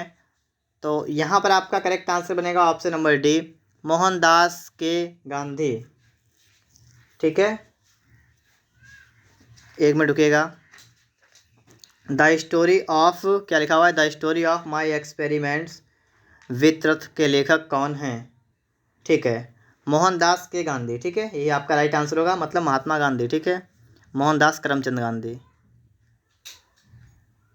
आगे देखिएगा, अगला प्रश्न आपका है ए सूटेबल बॉय पुस्तक के लेखक कौन है? ए सूटेबल बॉय पुस्तक के लेखक कौन हैं? आप यहाँ पर बताएंगे विक्रम सेठ। सुब्रमण्य भारती एक प्रसिद्ध थे। तो क्या थे एक प्रसिद्ध? तो आप बताएंगे कवि। ठीक है, कवि थे, सी ऑप्शन करेक्ट होगा यहाँ पर आपका। यहाँ पर आप देखेंगे कि सुब्रमण्य भारती एक प्रसिद्ध कवि थे। इनकी रचनाएं देशभक्ति की भावना से भरी होती थी। इनका जन्म 11 दिसंबर 1882 को हुआ था। इन्होंने इंडिया विजय और स्वदेश मित्रन का संपादन किया। यहाँ पर देखिएगा माय ट्रुथ नामक पुस्तक के लेखक कौन हैं? तो इस पुस्तक के लेखक की बात की गई है, तो आप बताएंगे कौन है? इंदिरा गांधी। इंदिरा गांधी। बीजक पुस्तक के लेखक कौन है? बीजक कबीर दास का ग्रंथ है बीजक। ठीक है, तो आपका यहाँ पर सी ऑप्शन बनेगा।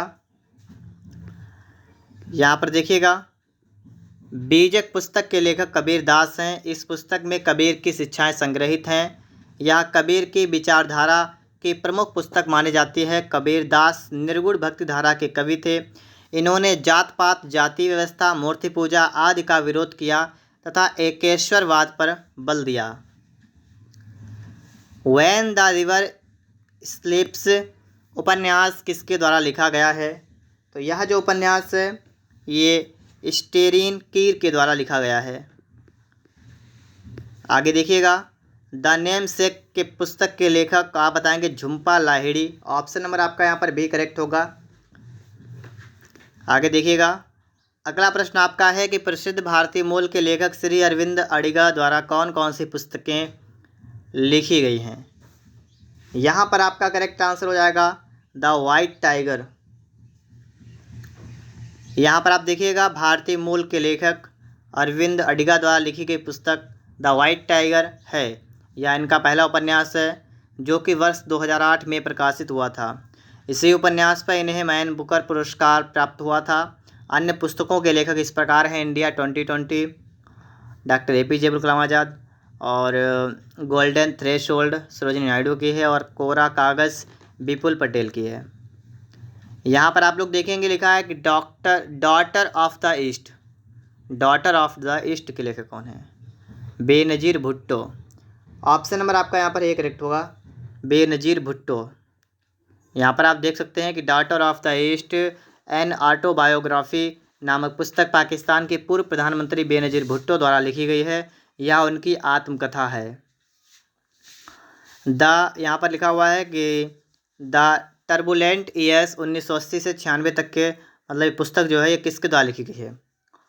तो ये पुस्तक लिखी गई है प्रणब मुखर्जी के द्वारा। ए ऑप्शन आपका करेक्ट होगा, ठीक है, प्रणब मुखर्जी।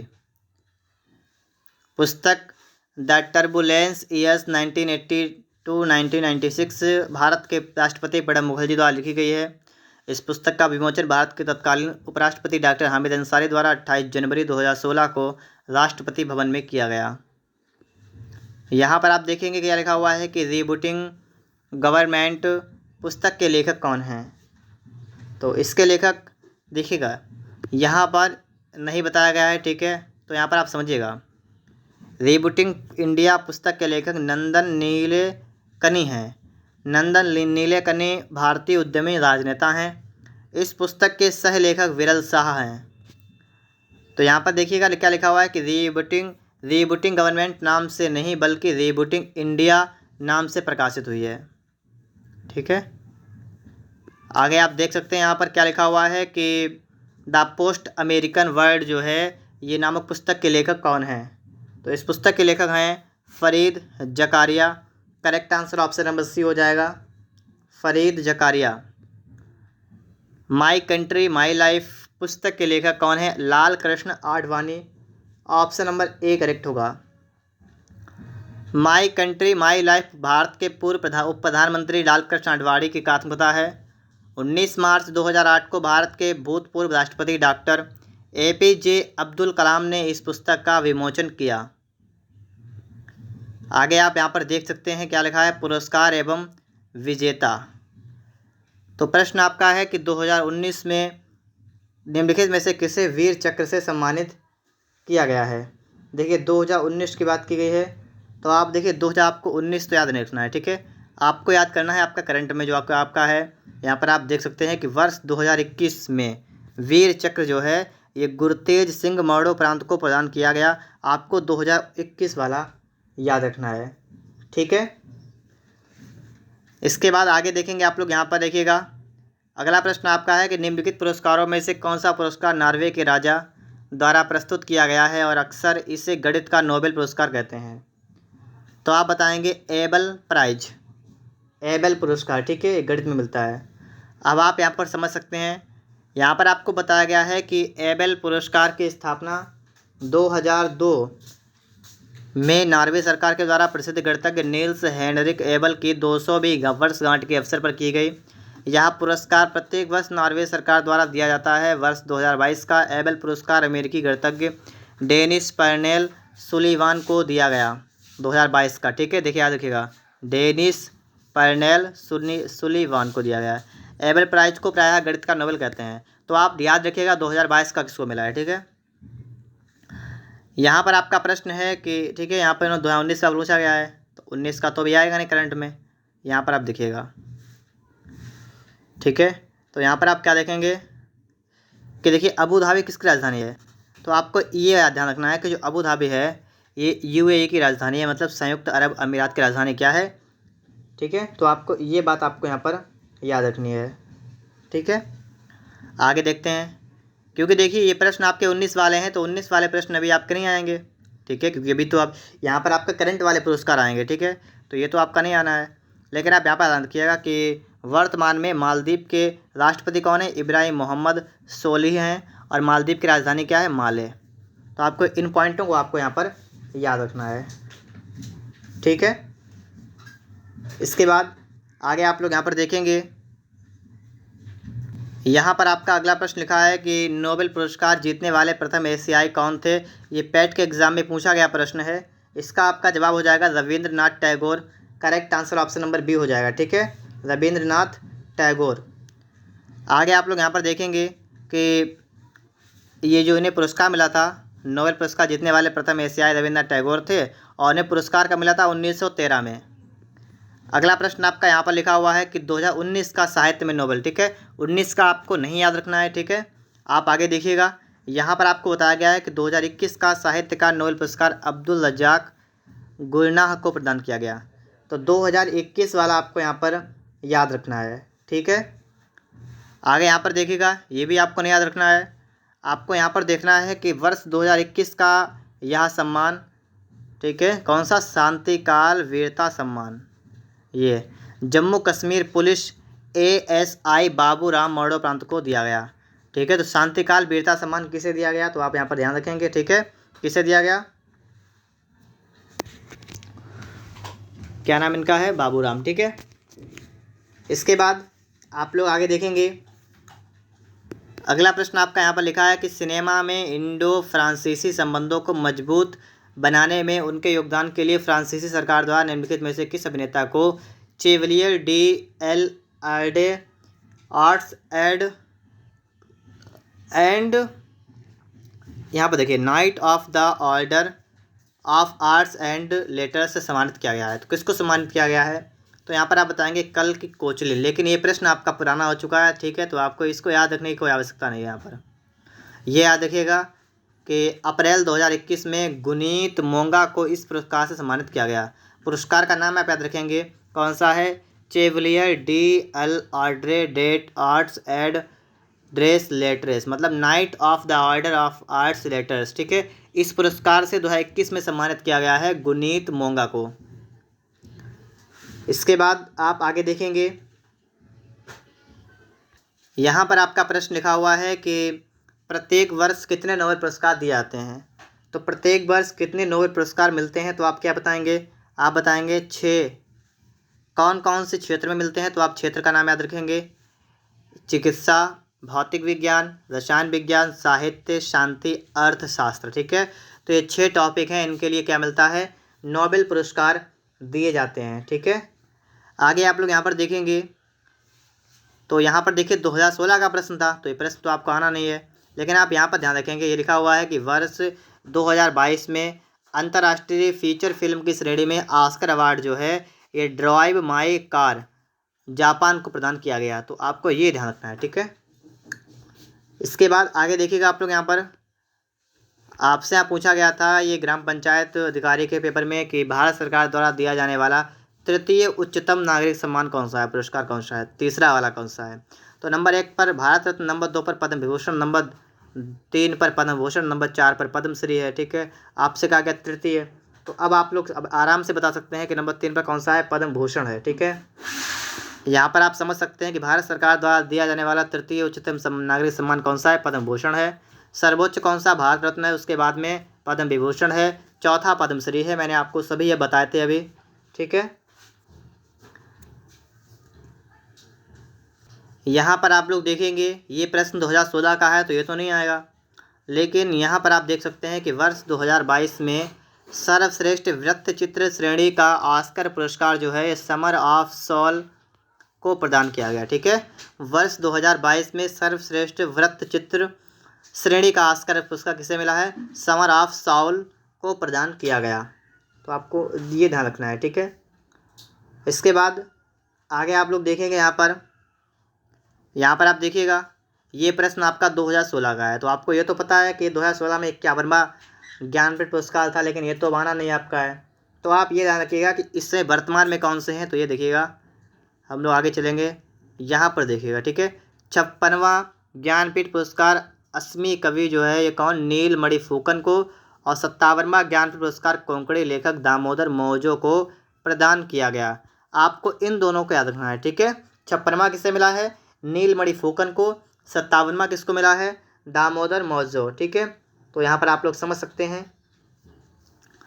आगे देखिएगा 2019 का है और इसमें 54वां पूछा गया है, तो ये तो आपका बेकार हो गया अभी, ठीक है।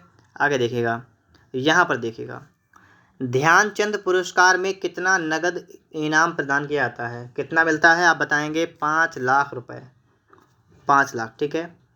यहाँ पर देखिएगा क्या है कि ध्यानचंद पुरस्कार के तहत 5 लाख रुपए का नगद इनाम प्रदान किया जाता है। या खिलाड़ियों को खेलों में उनके जीवन भर की उपलब्धियों के लिए प्रदान किया जाता है।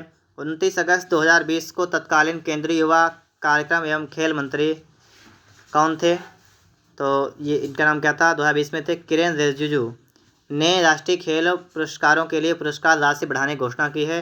ध्यानचंद पुरस्कार के पुरस्कार राशि को 5 लाख से कितना कर दिया गया है? 10 लाख रुपए कर दिया गया है। इसके बाद आगे देखेंगे यहाँ पर क्या लिखा हुआ है कि किसे पद्मश्री पुरस्कार से सम्मानित नहीं किया गया है। इनमें से रघुनाथ माशेलकर को सम्मानित नहीं किया गया है। आगे आप लोग यहाँ पर देखेंगे, ठीक है। देखिए 2014 का है, ठीक है, और 16 पूछा गया है, मतलब इम्पॉर्टेंट तो आपके लिए बिल्कुल भी नहीं है। और जो इम्पॉर्टेंट नहीं है तो आपको याद करने मतलब मत याद करिए, ठीक है, कोई दिक्कत वाली बात नहीं यहाँ पर है। आगे आप यहाँ पर देखेंगे निम्न में से किसको मैग्सेसे पुरस्कार नहीं मिला, और ये भी आपका पुराना प्रश्न है, ठीक है, तो इसको भी हम हटाते हैं यहाँ से। आगे आप देखिएगा यहाँ पर क्या कहा गया है कि 66वां राष्ट्रीय पुरस्कार जीता था 19 में, तो 19 का है, मत याद करिएगा, ठीक है। यहाँ पर देखिएगा आप लोग यहाँ पर 19 का हटाएगा इसको भी, ठीक है। 2016 का ये आ गया, तो 2016 का भी अब नहीं आएगा, ठीक है, तो इसको बैठाइएगा आप लोग यहाँ से। आगे देखिएगा 60वां फिल्म फेयर 2014 का है ना, तो ये भी आपका बेकार है, यहाँ पर इसको बैठाइएगा। 25वां व्यास सम्मान, देखिए व्यास सम्मान 25वां नहीं, इस समय तो बहुत आगे पहुँच चुका है, 31-32 पर कहानी पहुँची है, ठीक है, तो ये भी नहीं आपके लिए इम्पोर्टेंट है। आगे देखिएगा 2014 का ये प्रश्न आ गया है, ये भी आप लोग इसको हटा सकते हैं, ठीक है। यहाँ पर एक देखिए क्या उन्होंने कहा था कि भारतीय साहित्य पुरस्कार दिया गया है, तो 2020 का आपको बताया गया है कि 2020 का पुरस्कार किसको मिला है? अमृतसर के शशिभूषण शीतांशु को प्रदान करने की घोषणा की गई है 2020 का। इसके बाद आप आगे देख सकते हैं 2015 का प्रश्न है, ये भी हटाएगा आप लोग यहाँ पर। और आगे देखिएगा 2015 का फिर से आ गया है, और इसके बाद देखिएगा राजीव गांधी खेल रत्न पुरस्कार 2015, ये भी हटाएगा आप लोग यहाँ से, ठीक है। हाँ, यहाँ पर आप देखिएगा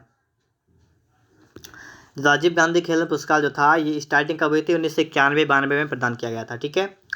अगस्त 2021 में इस पुरस्कार का नाम बदल दिया गया, क्या कर दिया गया? मेजर ध्यानचंद खेल रत्न पुरस्कार कर दिया गया। अब 2021 के लिए किसको किसको सम्मानित किया गया है, आपको यहाँ पर नाम दे रखे हैं। इनमें से आपको ये तो अच्छी तरीके से रखना है, नीरज चोपड़ा को एथलेटिक्स में भाला फेंक में दिया गया है, ठीक है।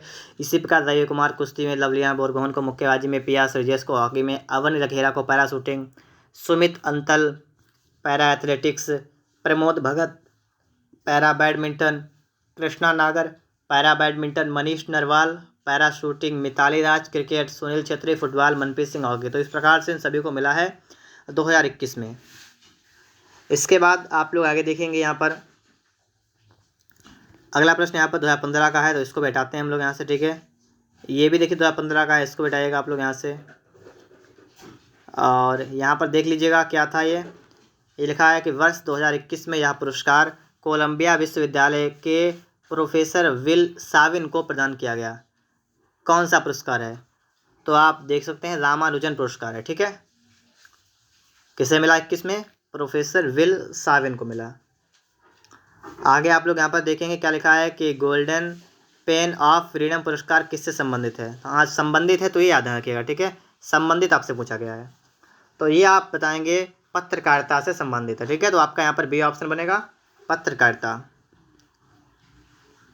और यहाँ पर देखिएगा 2021 का किसको मिला है? यह पुरस्कार प्रकाशक जिम्मी लाई और हांगकांग के एप्पल डेली न्यूज़ रूम के स्टाफ को प्रदान किया गया। आगे देखिएगा हम लोग आगे क्या पढ़ने वाले हैं कि जलवायु परिवर्तन एवं पर्यावरण। निम्न प्रदूषक एजेंटों में से कौन सा एजेंट ओजोन परत में छेद बनाने के लिए जिम्मेदार है? आप बताएंगे CFC मतलब क्लोरोफ्लोरोकार्बन। यहाँ पर आप समझ सकते हैं कि ओजोन परत समताप मंडल के निचले भाग में लगभग 15 से 35 किलोमीटर की ऊंचाई तक पाई जाती है। यह परत सूर्य से निकलने वाले विनाशकारी रेडिएशन से पृथ्वी पर जीवन की सुरक्षा करती है। इस परत के क्षरण को रोकने के लिए क्लोरोफ्लोरोकार्बन CFC गैस प्रमुख रूप से उत्तरदायी है।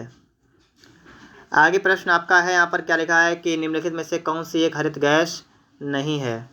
हरित गैस कौन सी नहीं है? तो आप बताएंगे नाइट्रोजन गैस जो है आपकी हरित गैस नहीं है।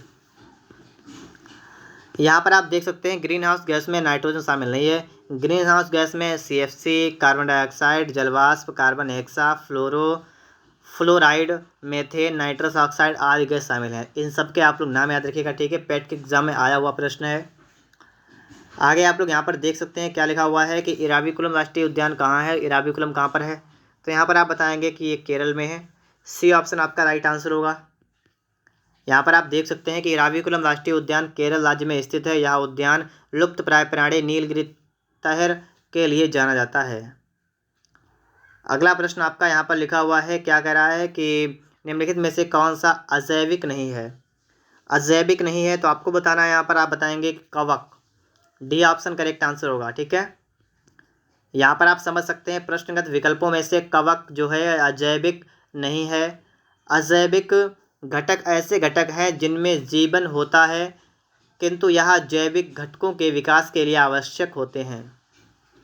भारत में कुल कितने संरक्षित जैवमंडल बायोस्फीयर रिजर्व हैं। कितने हैं तो आप बताएंगे, यहाँ पर 18 हैं। ऑप्शन नंबर आपका सी होगा, ठीक है, 18।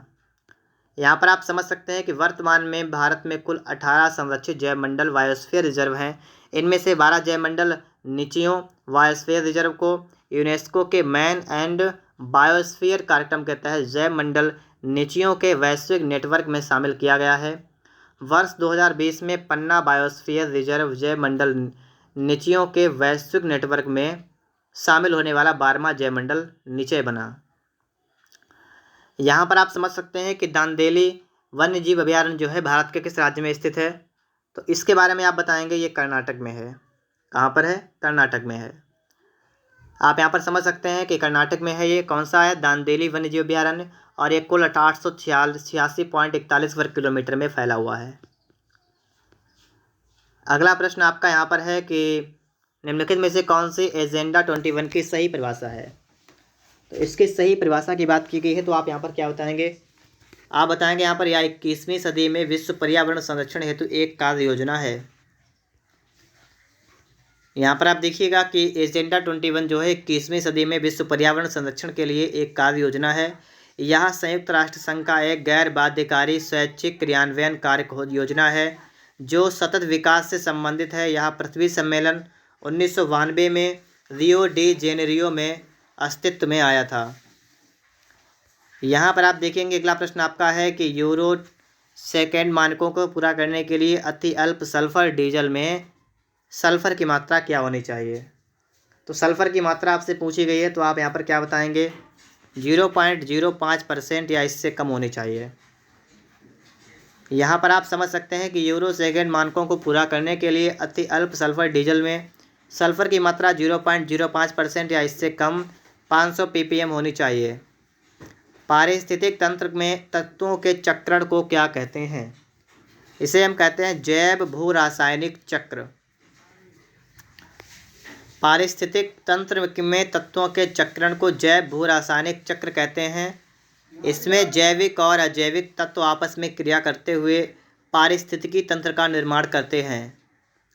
अगला प्रश्न आपका यहाँ पर है, ठीक है, आपको सूची 1 को सूची 2 के साथ सुमेलित करना है। तो चलिए सुमेलित करते हैं। यहाँ पर हम लोग जैव मंडल स्थल और स्थापना वर्ष को सुमेलित करना है, ठीक है।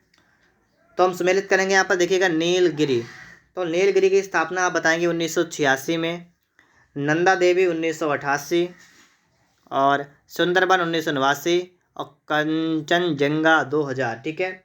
तो इस प्रकार से आपका यहाँ पर बी ऑप्शन बनेगा, ठीक है। ऑप्शन नंबर बी आपका यहाँ पर बन जाएगा 4321।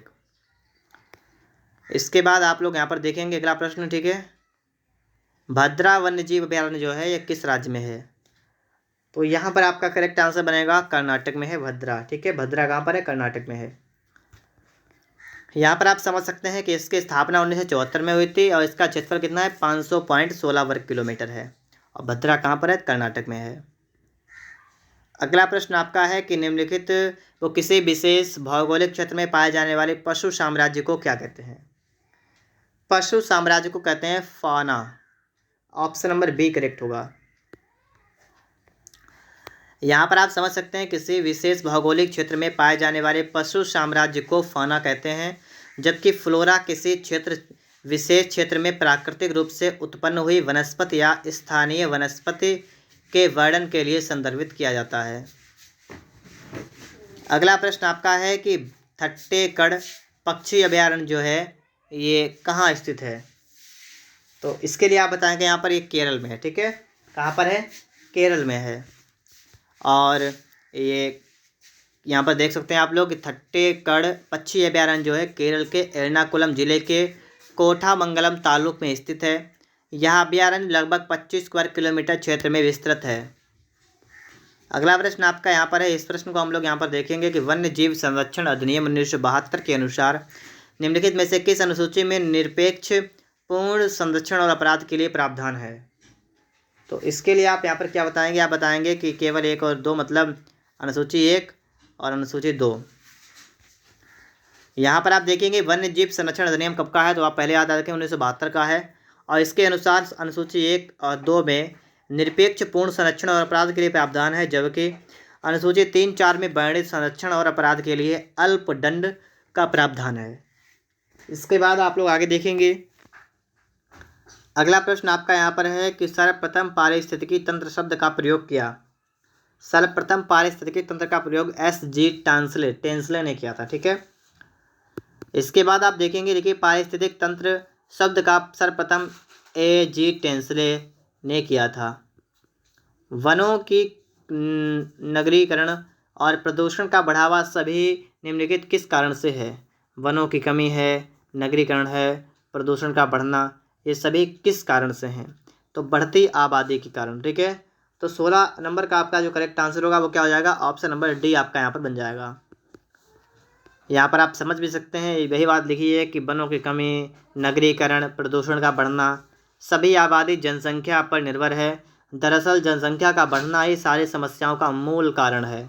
बढ़ती आबादी के कारण ही खाद्यान्न भंडार खाली हो रहे हैं। सीमित भूमि और निरंतर जनसंख्या का दबाव किसी परमाणु विस्फोट से कम नहीं है। अगला प्रश्न आपका यहाँ पर है विविध।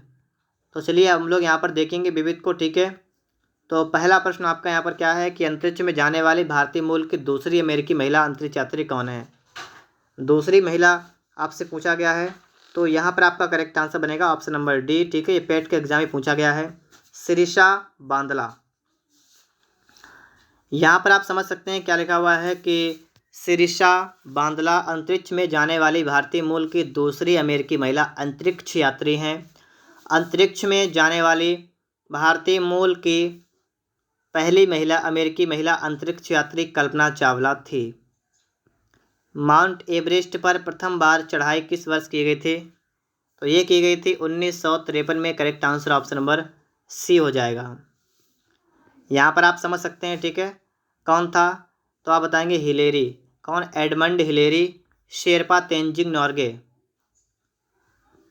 पूरा विश्व होलोकॉस्ट शब्द को विशेष रूप से निम्नलिखित में से किस देश के साथ जोड़कर देखता है? होलोकॉस्ट, तो आप बताएंगे जर्मनी के साथ। ठीक है, जर्मनी। यहाँ पर आप देखेंगे क्या है कि होलोकॉस्ट शब्द मुख्य रूप से जर्मनी देश के साथ जोड़कर देखा जाता है। हिटलर द्वारा द्वितीय विश्व युद्ध के दौरान विभिन्न माध्यमों से यहूदियों का नरसंहार करना होलोकॉस्ट कहा जाता है। इस युद्ध के दौरान नाजियों ने लाखों यहूदियों की हत्या कर दी थी। अगला प्रश्न आपका यहाँ पर लिखा है कि ट्राफल्गर स्क्वायर विश्व के किस शहर में स्थित है? तो ये कहाँ पर है? आप बताएंगे लंदन में है, तो आपका बी ऑप्शन बनेगा। ठीक है, इसके बाद यहाँ पर आप समझेंगे ट्राफल्गर स्क्वायर केंद्रीय लंदन में स्थित है। यह नाम बैटल ऑफ ट्राफल्गर 1805 की याद में रखा गया है, जिसमें ब्रिटिश नौसेना ने नेपोलियन को हराया था। यहाँ पर आप देखेंगे क्या लिखा हुआ है कि अर्जुन पुरस्कार किस लिए दिए जाते हैं? अर्जुन पुरस्कार जो मिलते हैं ये खेल के युद्ध में उत्कृष्ट प्रदर्शन के लिए मिलते हैं। Correct answer option number B हो जाएगा। ठीक है, खेल के क्षेत्र में उत्कृष्ट प्रदर्शन के लिए। यहाँ पर आगे देखिएगा क्या लिखा हुआ है कि राइटर्स बिल्डिंग भारत के किस राज्य सरकार का सचिवालय भवन है? तो ये जो आपका है इसके लिए आप बताएंगे पश्चिम बंगाल सरकार। ऑप्शन नंबर आपका यहाँ पर सी बिल्कुल राइट आंसर बन जाएगा, पश्चिम बंगाल सरकार। यहाँ पर आप समझ सकते हैं कि राइटर्स बिल्डिंग भारत के पश्चिम बंगाल राज्य सरकार के सचिवालय भवन का अन्य नाम है। मूलतः इस इमारत का निर्माण ब्रिटिश ईस्ट इंडिया कंपनी के लेखकों राइटर्स के कार्यालय के लिए किया गया था। हीरो साइकिल दुनिया के सबसे बड़े साइकिल निर्माताओं में से एक है। 1956 में इन्होंने पहली बार किस शहर में अपनी दुकान स्थापना की थी? अपनी दुकान की स्थापना इन्होंने कहाँ पर की थी? लुधियाना, पंजाब में। करेक्ट आंसर ऑप्शन नंबर आपका यहाँ पर ए हो जाएगा। ठीक है, आगे आप समझ सकते हैं यहाँ पर कि हीरो साइकिल की स्थापना जो है 1956 में पंजाब के लुधियाना शहर में की गई थी। वर्तमान समय में हीरो साइकिल दुनिया के बड़े साइकिल निर्माताओं में से एक है। यह भारत की सबसे बड़ी साइकिल निर्माता कंपनी है। कौन सी? हीरो। इसके बाद आगे देखेंगे आप लोग यहाँ पर क्या है कि वर्ष 1950 में निम्नलिखित में से किस फल को भारत के राष्ट्रीय फल के रूप में अपनाया गया था? आप बताएंगे आम। ठीक है, आम। यहाँ पर आप समझ सकते हैं कि भारत का राष्ट्रीय फल आम है, जिसे 1950 में अपनाया गया। इसका वैज्ञानिक नाम मैंगीफेरा इंडिका है। याद रखेंगे, मैंगीफेरा इंडिका। आम में विटामिन ए और विटामिन सी, क्योंकि आम खट्टा भी होता है तो आम के अंदर विटामिन ए भी होता है और विटामिन सी पाया जाता है। ठीक है, इसके बाद आगे देखिएगा क्या लिखा है कि राजस्थान की एक स्ट्रिंग कठपुतली कला से बनी गुड़िया ने हाल ही में जीआई टैग जीता है। या गुड़िया निम्नलिखित में से किस नाम से जानी जाती है? तो इस गुड़िया को नाम से जानते हैं कठपुतली गुड़िया। आपका सी ऑप्शन बनेगा। ठीक है, इसके बाद यहाँ पर आप समझ सकते हैं। ठीक है भाई, आपका लिखा हुआ है कि राजस्थान की कठपुतली गुड़िया एक स्ट्रिंग कठपुतली कला से युक्त गुड़िया है, जिसे भौगोलिक संकेतक प्रदान किया गया। लकड़ी के एक ही टुकड़े से निर्मित ये कठपुतलियाँ बड़ी बड़ी गुड़ियों की तरह होती हैं, जिन्हें रंग बिरंगे कपड़े पहनाए जाते हैं। इनकी वेशभूषा राजस्थानी शैली में तैयार की गई होती है। इसके बाद अगला प्रश्न आप लोग यहाँ पर देखेंगे क्या लिखा हुआ है कि आंध्र प्रदेश और महाराष्ट्र दोनों के लिए नया साल चैत्र महीने से शुरू होता है। आंध्र में इसे उगादि कहा जाता है। इसे महाराष्ट्र में किस अन्य नाम से संदर्भित किया जाता है? तो आप बताएंगे गुड़ी पड़वा। ठीक है, इसके बाद यहाँ पर देखिएगा हिंदू नववर्ष का प्रारंभ चैत्र मास से प्रारंभ होता है, जिसे भारत के अलग अलग राज्यों में अलग अलग नामों से जाना जाता है। आंध्र प्रदेश में इसे उगादि कहते हैं और महाराष्ट्र में गुड़ी पड़वा कहते हैं। ठीक है, इसके बाद यहाँ पर आप लोग देखेंगे प्रश्न आपका है कि बहुजन हिताय बहुजन सुखाय निम्नलिखित में से किस राष्ट्रीय संस्थान का संस्कृत आधारित आदर्श वाक्य है? तो आप बताएंगे यहाँ पर All India Radio. Option number C. यहाँ पर समझ सकते हैं आप लोग कि बहुजन हिताय बहुजन सुखाय ऑल इंडिया रेडियो का आदर्श वाक्य है। 8 जून 1936 को Indian state broadcasting service all India radio के रूप में परिवर्तित हो गया। ऑल इंडिया रेडियो भारत का राष्ट्रीय रेडियो प्रसारक है। धातव्य है कि जुलाई 1923 में बॉम्बे के एक रेडियो क्लब द्वारा भारत में प्रथम समाचार बुलेटिन प्रसारित किया गया था। प्रश्न आपका अगला है, यहाँ पर क्या लिखा हुआ है कि निम्नलिखित में से किस राज्य की पुलिस का आदर्श वाक्य है? सुरक्षा आपकी संकल्प हमारा। इसका अर्थ है आपकी सुरक्षा हमारा संकल्प है। तो आपसे कहा गया किस राज्य सरकार की पुलिस का है ये वाक्य? तो आप बताएंगे यहाँ पर ऑप्शन नंबर सी हो जाएगा उत्तर प्रदेश पुलिस। ठीक है, उत्तर प्रदेश पुलिस। यहाँ पर आप समझिएगा भारत के किस शहर में प्रसिद्ध फलकनुमा पैलेस स्थित है? तो ये कहाँ पर है? आप बताएंगे हैदराबाद में है। ऑप्शन नंबर आपका डी हो जाएगा हैदराबाद। यहाँ पर देखिएगा तेलंगाना की राजधानी हैदराबाद में प्रसिद्ध फलकनुमा पैलेस स्थित है। हैदराबाद में अवस्थित अन्य महत्वपूर्ण स्थल हैं चार मीनार है, गोलकुंडा किला है, नेहरू जूलॉजिकल पार्क, हुसैन सागर झील, बिरला मंदिर, सलार जंग संग्रहालय आदि।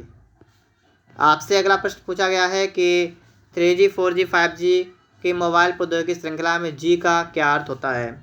तो जी का मतलब होता है जनरेशन। क्या होता है? जनरेशन। यहाँ पर देखिएगा आप लोग ब्रह्मोस नामक सुपरसोनिक क्रूज मिसाइल को विकसित करने के लिए भारत किस देश के साथ मिलकर काम कर रहा है? तो इसके लिए जो भारत है ये रूस से मिलकर जो है काम कर रहा है। ठीक है, रूस से मिलकर। ब्रह्मोस एक सुपरसोनिक क्रूज मिसाइल है। इसे भारत सरकार के रक्षा अनुसंधान विकास संगठन DRDO द्वारा तथा रूस की NPO मशीनोस्ट्रोयेनिया ने मिलकर विकसित किया। शब्द ब्रह्मोस भारत की ब्रह्मपुत्र नदी और रूस की मोस्कवा नदी के नामों से मिलकर बना हुआ है। ठीक है। इसके बाद आप लोग यहाँ पर देखिएगा, अगला प्रश्न आपका यहाँ पर है कि वह कौन से राष्ट्रीय नेता हैं जिन्होंने वर्ष 1983 में कन्याकुमारी से लेकर दिल्ली के राजघाट तक पद यात्रा नामक मैराथन दूरी पैदल तय की थी। इस यात्रा का उद्देश्य भारतीय जनता के साथ संबंध को नवीनीकृत करना था। तो यहाँ पर आपका करेक्ट आंसर क्या बन जाएगा? ऑप्शन नंबर आपका यहाँ पर हो जाएगा ए। ठीक है, चंद्रशेखर। तो ए ऑप्शन करेक्ट यहाँ पर आपका है। यहाँ पर आप समझिएगा इसके बारे में। तो यहाँ पर आप देखिएगा, भूतपूर्व प्रधानमंत्री चंद्रशेखर ने 6 जनवरी 1983 से 25 जून 1983 के मध्य कन्याकुमारी से दिल्ली के राजघाट महात्मा गांधी की समाधि स्थल तक लगभग 4260 किलोमीटर की मैराथन दूरी पैदल तय की थी। उनकी इस यात्रा का एकमात्र उद्देश्य लोगों से मिलना और उनकी समस्याओं को समझना था। यहाँ पर आप देखिएगा, भारत की पंचवर्षीय योजना प्रणाली को रूस से अपनाया गया। उस रूसी नेता का नाम क्या है जिसने पहली बार रूस में पंचवर्षीय योजना के दृष्टिकोण को लागू किया था? उसका नाम आपको बताना है यहाँ पर। तो आप बताएंगे यहाँ पर कि जोसेफ स्टालिन। ठीक है, बी ऑप्शन आपका करेक्ट आंसर होगा, जोसेफ स्टालिन। यहाँ पर देखिए, तत्कालीन सोवियत संघ में सर्वप्रथम जोसेफ स्टालिन ने पहली पंचवर्षीय योजना 1928 से 32 के दृष्टिकोण को लागू किया था। इस पंचवर्षीय योजना का मुख्य उद्देश्य उद्योग के क्षेत्र में तीव्र गति से विकास करना था। यहाँ पर आप देखिए, वर्साय का महल निम्नलिखित में से किस यूरोपीय राजधानी के पास स्थित है? तो ये कहाँ पर है? पेरिस में है। ठीक है, बी ऑप्शन बनेगा पेरिस। वर्साय का महल पेरिस के निकट स्थित है। यूनेस्को की हेरिटेज सूची में इसे स्थान दिया गया है। ऑक्सफोर्ड और कैम्ब्रिज नामक 2 प्रसिद्ध विश्वविद्यालय निम्नलिखित में से किस देश में स्थित हैं? तो ये दोनों जो आपके हैं ये यूनाइटेड किंगडम में है। ठीक है, ऑक्सफोर्ड और कैम्ब्रिज नामक विश्वविद्यालय कहाँ पर है? ये एक मिनट गई, हाँ ठीक है, यूनाइटेड किंगडम में है। ठीक है, अब आगे देखेंगे आप लोग। यहाँ पर लिखा है कि प्रश्न में उल्लिखित ऑक्सफोर्ड और कैम्ब्रिज विश्वविद्यालय यूनाइटेड किंगडम में स्थित है। कैम्ब्रिज विश्वविद्यालय की स्थापना 1209 में हुई थी। ठीक है, अगला प्रश्न आपका यहाँ पर है, देखिएगा इसको। क्या है प्रश्न कि रविन्द्रनाथ टैगोर द्वारा लिखी गई कविता आमार सोनार बांग्ला के संबंध में निम्नलिखित में से कौन सा कथन सही है? तो सही कथन आपको यहाँ पर ढूंढना है। तो आप इसके लिए बताएंगे ऑप्शन नंबर बी, इस कविता को बाद में बांग्लादेश ने अपने राष्ट्रगान के रूप में अपनाया। यहाँ पर आप देखिएगा आगे, आमार सोनार बांग्ला जो है रविन्द्रनाथ टैगोर द्वारा रचित कविता है जिसे बांग्लादेश ने अपने राष्ट्रगान के रूप में अपनाया है। यह बांग्ला भाषा में है।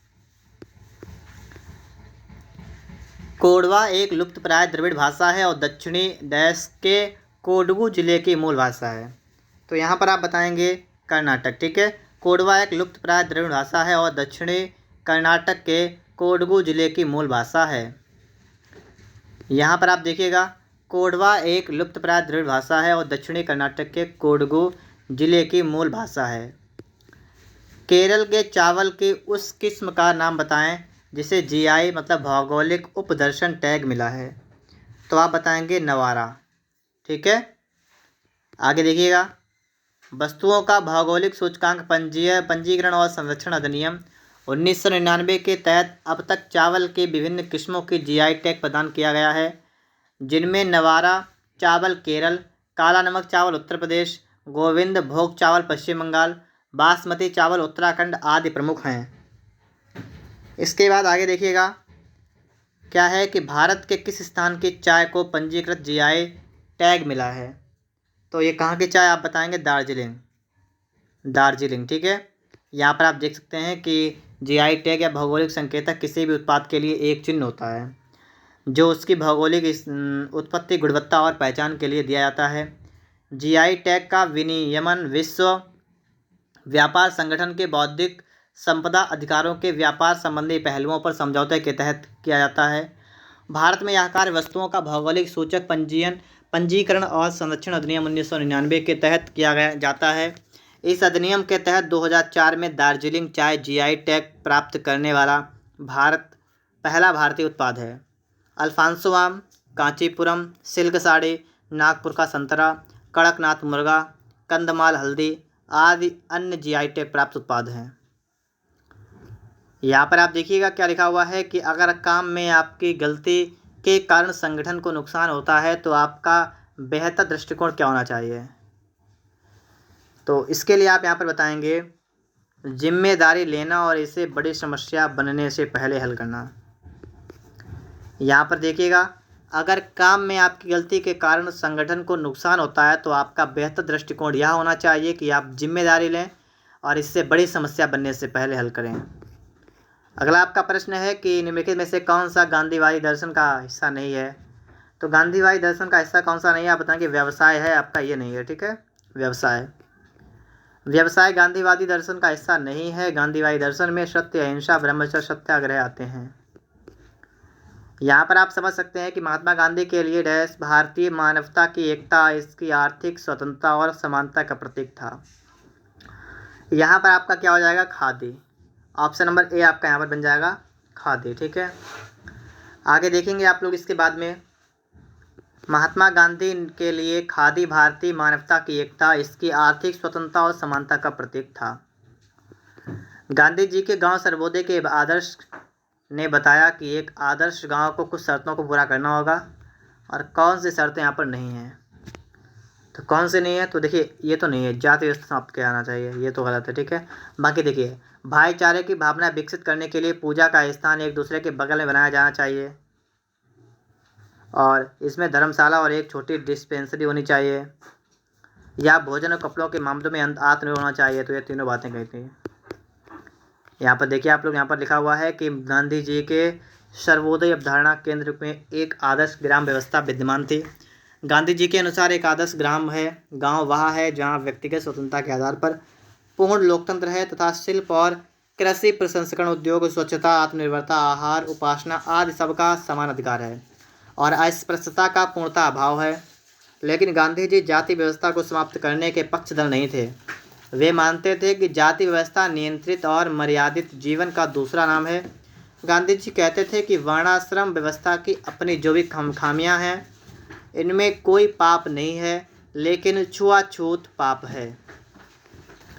यहाँ पर आप देखिए किस सामाजिक सुधारक और राजनेता को प्यार से बाबा साहेब कहते थे। तो आपको पता है अम्बेडकर। तो करेक्ट आंसर आपका यहाँ पर क्या हो जाएगा, ऑप्शन नंबर सी हो जाएगा। ठीक है, अम्बेडकर। यहाँ पर आप समझ सकते हैं कि डॉक्टर बी.आर. अम्बेडकर, भीमराव अम्बेडकर को बाबा साहब के नाम से जाना जाता है। वह एक महान विधिवेत्ता, अर्थशास्त्री, राजनीतिज्ञ और समाज सुधारक थे। अगला आपका है कि किस सिख गुरु की जयंती गुरु पर्व त्यौहार के रूप में मनाई जाती है। आप ध्यान रखें, गुरु नानक देव। ठीक है, गुरु नानक देव। आगे आप देखिएगा यहाँ पर कि गुरु नानक देव की जयंती को गुरु पर्व त्यौहार के रूप में मनाया जाता है। इन्होंने सिख धर्म की स्थापना की थी। अगला प्रश्न आपका है कि इनमें से कौन सा लोक नृत्य जो है हरियाणा राज्य से संबंधित नहीं है। तो कौन सा है, तो आप यहाँ पर बताएंगे जवारा नहीं है, देखिए धमाल है, झूमर है, खोरिया है। यहाँ पर देखिएगा कि हरियाणा के लोक नृत्य कौन कौन से, धमाल, खोरिया, गुग्गा, झूमर, घूमर, लूर आदि शामिल हैं। जबकि जवारा जो आपका है ये मध्य प्रदेश के बुंदेलखंड क्षेत्र से संबंधित है। यहाँ पर आप समझ सकते हैं क्या लिखा हुआ है कि पंचशील का नारा किससे संबंधित है।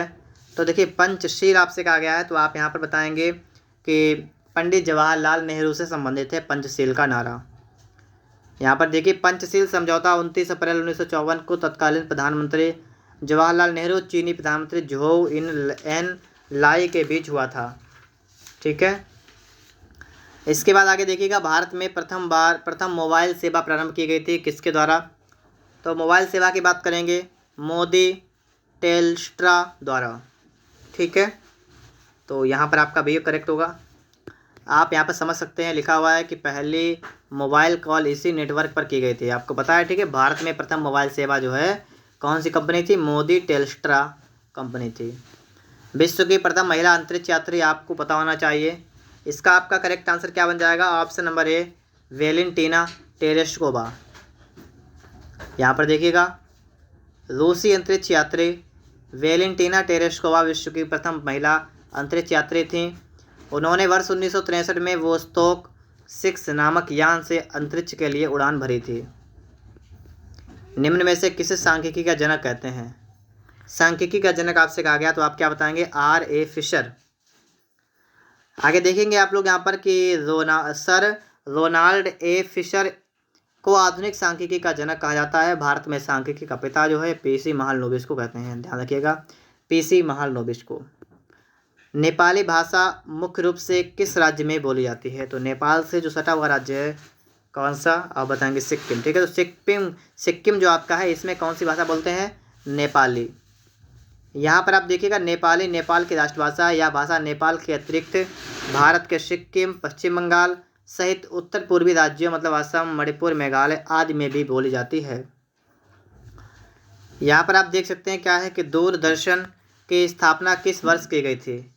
दूरदर्शन की स्थापना की गई थी कब? 1959 में। ऑप्शन नंबर आपका सी करेक्ट होगा, ठीक है, 1959। आगे आप लोग यहाँ पर देखेंगे अगला क्या है कि दिसंबर 1984 में भोपाल गैस आपदा में निम्नलिखित में से किस गैस का रिसाव हुआ था? किस गैस का रिसाव हुआ था? आप बताएंगे मिथाइल आइसोसाइनेट। Methyl isocyanate. यहाँ पर देखिएगा दिसंबर 1984 में भोपाल गैस आपदा में मिथाइल आइसोसाइनेट गैस का रिसाव हुआ था। यह गैस यूनियन कार्बाइड की फैक्ट्री से निकली थी जिसने हजारों लोगों की जान ले ली थी। तो आपको नाम याद रखना है कि घटना कब हुई थी और कौन सी गैस थी। श्रीमती एन राजम का संबंध निम्नलिखित में से किस एक वाद्य यंत्र से है? तो इनका संबंध है वायलिन से। आपका बी ऑप्शन करेक्ट होगा, वायलिन। आगे आप देखेंगे श्रीमती एन राजन एक प्रसिद्ध वायलिन वादक हैं जो हिंदुस्तानी शास्त्रीय संगीत परंपरा से संबंधित हैं। एन राजम को भारत सरकार द्वारा 2004 में कला के क्षेत्र में पद्म भूषण से सम्मानित किया गया था। अगला प्रश्न आपका यहाँ पर लिखा हुआ है। प्रश्न आपका क्या है देखिएगा, इनमें से कौन सी मुख्य एजेंसियों में से एक नहीं है जो उत्तर प्रदेश में भारी मात्रा में अनाज भंडारण में शामिल है? तो कौन सी नहीं है? तो आप बताएंगे FDI, ये नहीं है, ठीक है। FCI है, SWC है, CWC है।